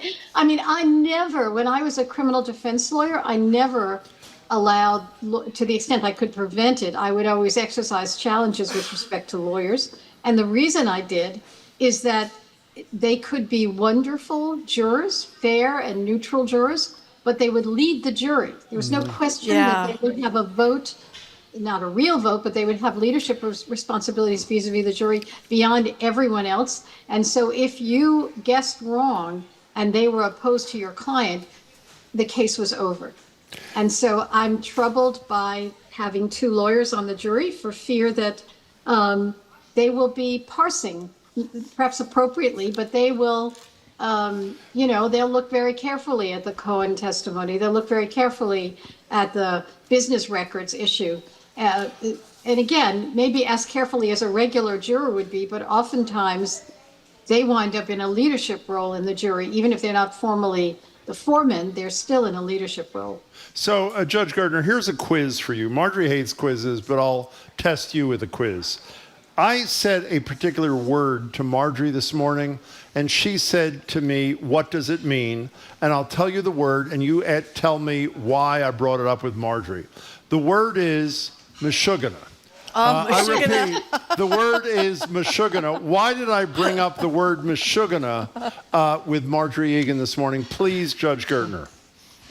Because in an interview that I gave last week, I described... To the New York Times. To the New York Times, that's right. Alan Foyer of the New York Times. I described Judge Cannon as having paid close attention to motions that had been filed by Trump's lawyers, which were, in my view, Meshuggah. In other words, these were motions that no judge would ever have paid any serious attention to, and she was considering it as very serious, and she's going to hold a hearing on it, and that was part of the reason why this case was delayed, is being delayed as it was. Yeah. Okay, so for those who don't know, Eileen Cannon is the relatively new judge, 4 years, I think, nominated by Donald Trump, and legal experts who are totally credible and I think impartial have said she's gone out. They haven't said she's Meshuggah, but her rulings are.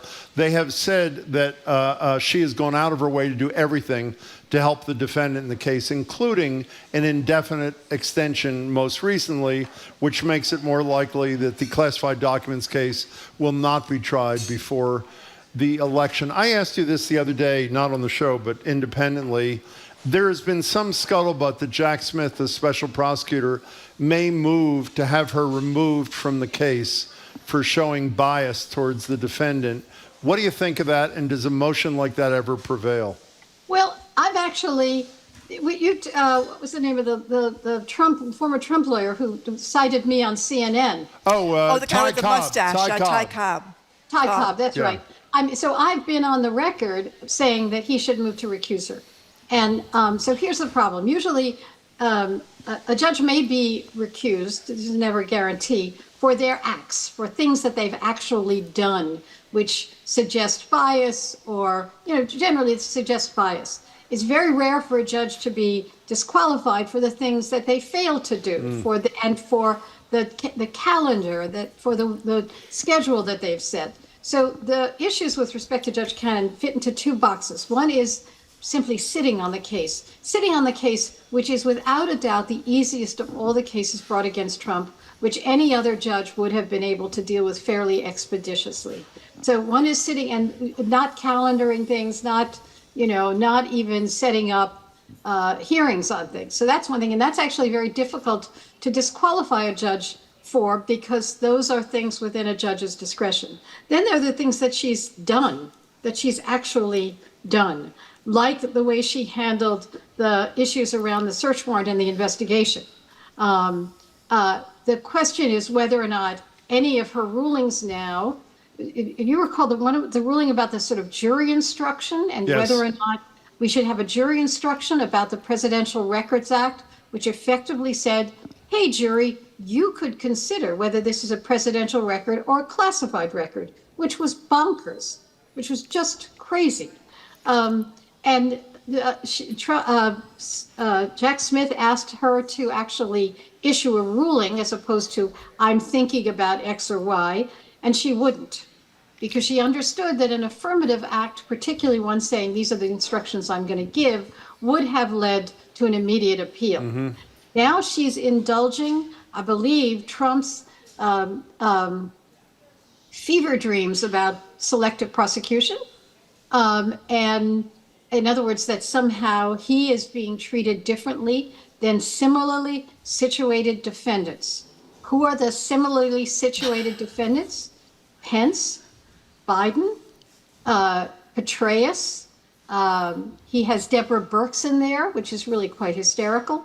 So no judge would, since those are really not comparable cases, indulging in a hearing on that makes no sense.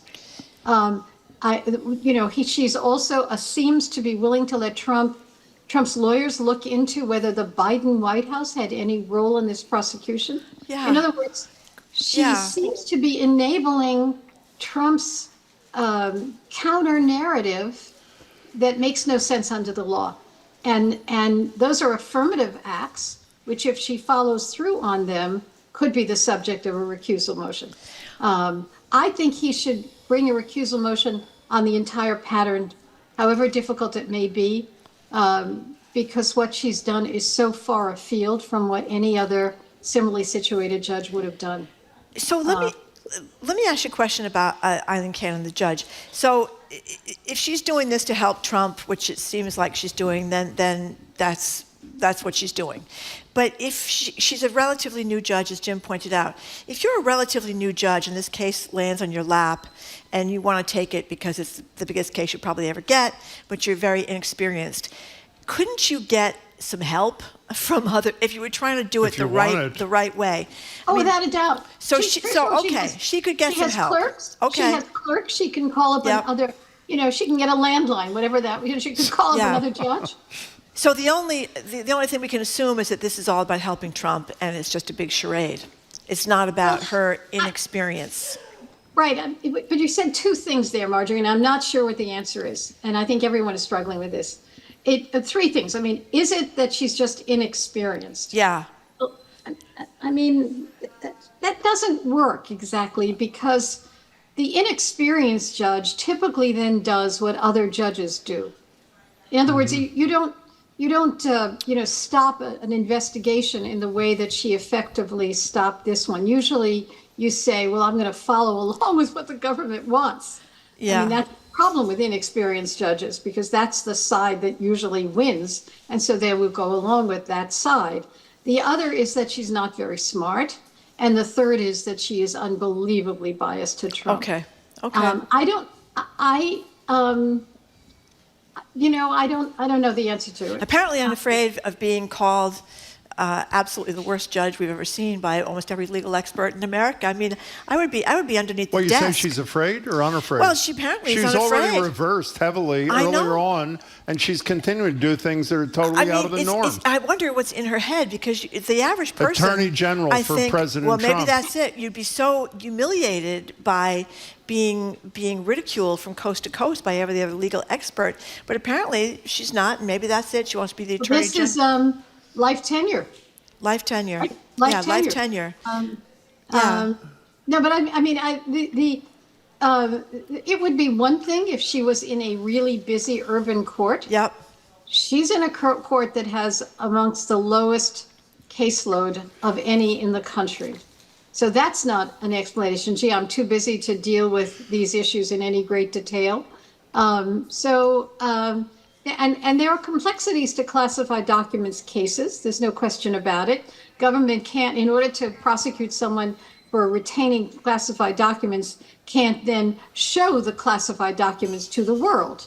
You can't, in doing the prosecution, therefore undo the whatever the protections of classification. So it's complicated, but there's a statute that addresses this, the Classified Information Practices Act, and you can think that. The Tsarnaev case involved classified information, yes. And that judge could, get that to trial reasonably quickly.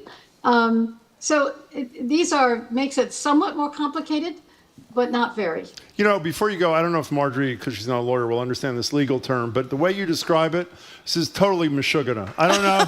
Do you find it to be Meshuggah, Judge Gertner? You do, don't you? Judge Cannon as Meshuggah? Yes, I do. I want to put it that way. I contested the way he spelt it, though. I wasn't sure about. Misspelling in the New York Times. Yiddish is completely a spoken language, so I haven't the foggiest idea. So what does he think? By the way, the writer didn't even define what Meshuggah meant. So what does he think? Every reader of the New York Times speaks Yiddish? I mean, Marjorie doesn't speak Yiddish. I didn't know what it means. Exactly. You didn't know it? Oh, well, no. Craziness, right? Yeah, right. Yeah. It's really. And she lives in Brookline. That's right. I should know all the Yiddish words because I live in Brookline. I don't think I should have said that. Okay, said that. Judge Gertner, it's great to see you as always. Thanks for your time. Appreciate it. Take care. Be well. Thank you very much. Nancy Gertner is a retired federal judge, a senior lecturer at Harvard Law School, a great explainer of difficult concepts, and a Boston Public Radio contributor, and we're very glad she is. And by the way, prior to being a judge, arguably one of the 2 or 3 best criminal defense lawyers in America. That's right. So she knows about defending It is a tragedy that she's not sitting on this case in Florida instead of Eileen Cannon would already be at trial. And it would be great. Well, I would say you didn't need Judge Gertner. Virtually any other federal judge in this country would probably have this case already to trial. Okay, coming up, we're going to ask you about a very important question. What is it? Sharing a childhood bedroom with siblings. Ooh. Is it good for your emotional development to share the space? Do we all need a solitary place to go at night? It's becoming a big deal among young parents today that each kid needs their own room. So if you have 2 kids, they each have to have their own bedroom Jim Browdy was a single child. He didn't have this issue. Apparently, he had to sleep in the hallways. I did not have to sleep in the hallway. Before, because their apartment was so small. Anyway, how is the current housing market impacting your decisions, parents or parents-to-be? Do you have to have, every kid have to have their own room in 2024? Our number is 877-301-8970, 877. I'm Jared Bowen. Coming up on The Culture Show, writer Cullum Tobin. He doesn't care for sequels. He thinks of them as kind of a literary cop-out. But 15 years after he published the critically acclaimed novel Brooklyn, he's just released a follow-up, the novel Long Island. He joins us to talk about the hold that his protagonist, Ailish Lacey, has had on him. Plus, Apollinaire Theatre Company reaches new heights, literally, with their production about a mountain climbing catastrophe. That's on The Culture Show today at 2 on 89.7 GBH. Our programs are made possible thanks to you. And Mass General Brigham Health Plan. Innovative plans, coverage, and a broad network of doctors. Mass General Brigham Health Plan. With you every day. For more information, you can visit massgeneralbrighamhealthplan.org. And Seasons 4, the outdoor living store on Mass Ave in Lexington. Featuring over 100 styles of contemporary and traditional outdoor furniture, plus a wide selection of plants, statuary, and garden accessories. Seasons4.com. Welcome back to Boston Public Radio. Jim Browdy, Margery Egan, live at the library, streaming at youtube.com/GBH News. Back here tomorrow and Friday. We have a new TikTok account, tiktok.com/at Boston Public Radio. By the way, CNN is reporting that the prosecution is saying Michael Cohen will be their final witness. So when the cross-examination is done and maybe some redirect, we don't know, the prosecution will rest. And then it's Trump's lawyers, and we'll find out if Donald Trump is going to testify, which, of course, he says he really wants. I hope so. I would say is about 1 in 30 million chance of that. It would be great. Okay, so we're a little short on time. We're a little long with Judge Gertner for obvious reasons. So if you're interested in this, get in quickly at 877-301-8970. We're going to talk about something I have absolutely no experience in. As Margery said, sharing a childhood bedroom. A new piece in The Atlantic are so-called questions our so-called normative ideal of giving kids their own bedroom. It's something many aspire to, not everyone can attain, especially here in Boston where housing prices are obviously through the roof. We talked about a similar concept during the pandemic around social distancing and isolating in your 2 bedrooms, 1 bathroom apartment. Are you striving to give your kids their own bedrooms, or are you making do with what you've got? Is this ideal holding you back from expanding your family? And by the way, what was your experience growing up? Did you have your own bedroom? Was that good or bad for you? Did you not have your own bedroom, as Margery described me as not having? I was not sleeping in the hall, by the way. Jesus. I occasionally slept in the hall, but not most nights. If you didn't have your own bedroom, how was that for you? My mother had a 1-bedroom apartment. Yeah. And I slept on a folding-out couch until I was like 11 or something. And then my father, who was not very supportive, they were divorced.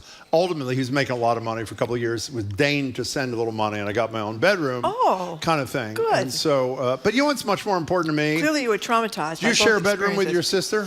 Well, not in the house I grew up in Fall River, but we got a summer cottage down the Cape, and we shared one there. How was that? It was fine. It was fine. And you know something? They said you learn intimacy, you learn compromise. I know. I'm not going to name them, but I knew a family in Brookline, a wonderful family. Who are they? They had 3 girls, and they all slept in the same room until they went off to college. And they hate each other? No. They're some of the nicest kids and the nicest family, and they're wonderful. So we always thought that was interesting. You had 3 girls in one room. So which would you prefer? Wait a second. Which you prefer? Having your own bedroom at home, which you did. Their room. Yeah, I They have, think so. people I knew that I grew up with that had big families. Yeah. They had 5 girls in one room, and they had 3 boys in another room. So they separated by the sexes. But this whole idea now that many of us seem to think in 2024 that you need to have the separate bedrooms to get that space and privacy and decorate your room is not necessarily borne out by research. Exactly. Thank you. Although 70% of us apparently want that for our children in 2024, even though it is not necessarily good for the kids. Yeah, I totally buy this notion about,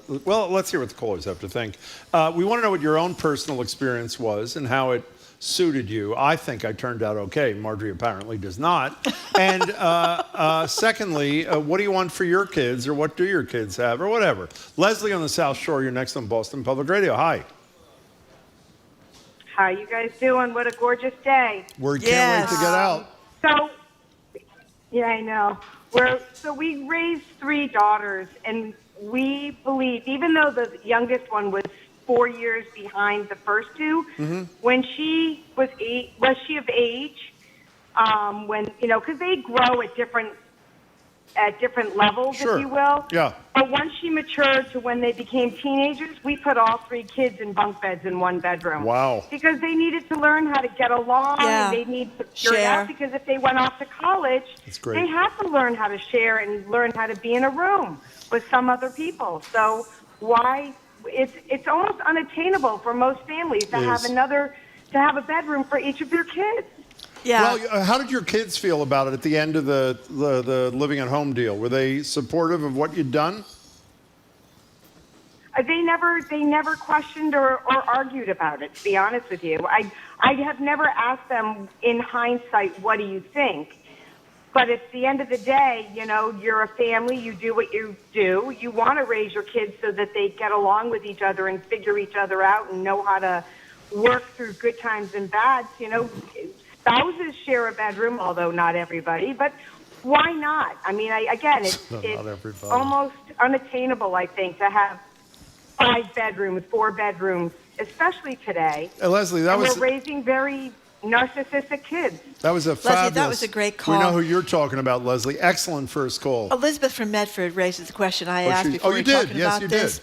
What do you mean own room? She says, own bathroom. Houses for sale now have more bathrooms what than is that bedrooms. about? I don't get that. I don't know, but I went to the open house. They had 2 condos that went for sale next to me, and I went to the open house. Just for fun? Just to see what it looked like, because they gutted the whole house, even though I don't know why they gutted the whole house. It was a beautiful house. Yeah. But anyway, I went in there, and each condo, 4 bedrooms, 5 bathrooms. Why? I have no idea, but I guess kids have to have their own bathroom.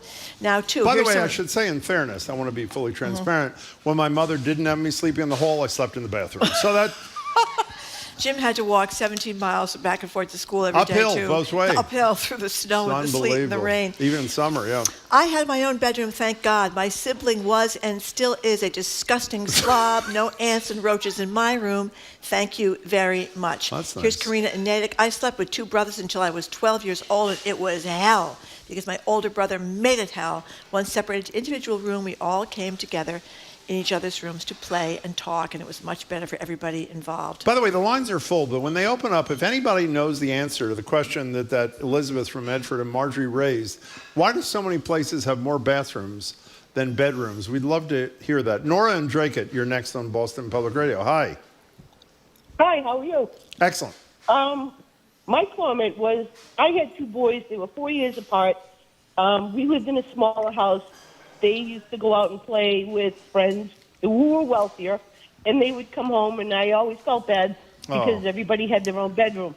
But I spoke to them not too long ago, and they said they would have never given it up. They said because they always thought when they were kids that was lonely for their friends to be in their own room by themselves, and they told me that they have tons of wonderful memories of them killing each other and the things that they shared at night, and they're really close because they were in a room together, and I'm happy for that. How old are they now, Nora?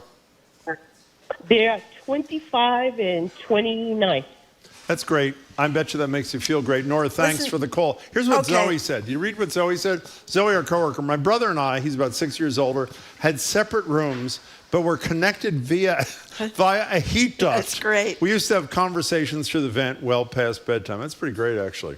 Here's a couple of comments from this piece that we pulled up about this. Here's from Laura. Obviously, as a teen, it sucked, but it's all we knew, so didn't care too much. I share with one sister my entire childhood. We've always been close and are the best of friends today. Some of my favorite memories are rearranging our room together and having a secret sign language to talk to one another across our beds once the lights were out, getting up on Christmas morning and exciting occasions early together. That's kind of nice. And here's from somebody named Char.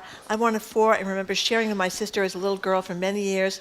To us, it was the best treat ever. We would sit up giggling and singing, pretending to be asleep when Mom or Dad came in for the 15th time, waking each other up in the morning way too early. Such precious memories. With 2 girls of my own now, I'll definitely be popping them in the same bedroom once they're a little older.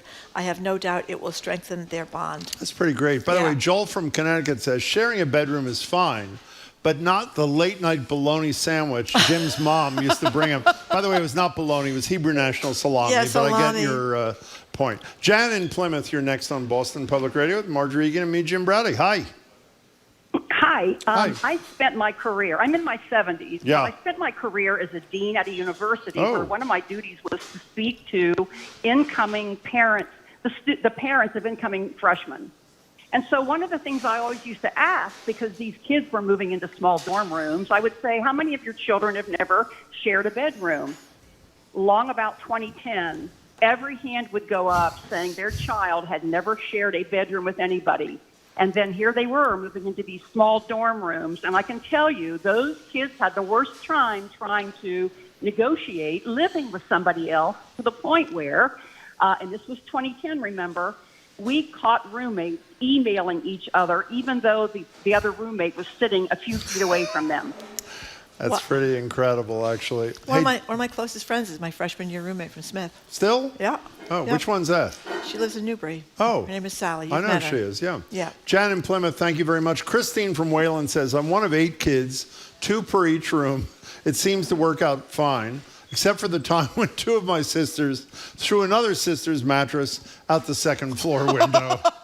I mean, that happens. That's a price you have to pay. Here's Chloe from Southbridge. I have an older sister, 4 years older. Our single mom had to find surplus cubicle dividers so we could have, quote, our own space, unquote, within the shared room, or we would tear each other's hair out. We are adults now and great friends, but as kids, we fought like cats and dogs. Remember the Michelle Obama book? She talked about how she and her brother, they had one room and they had a curtain between they shared the room. Michelle was on one side, her brother.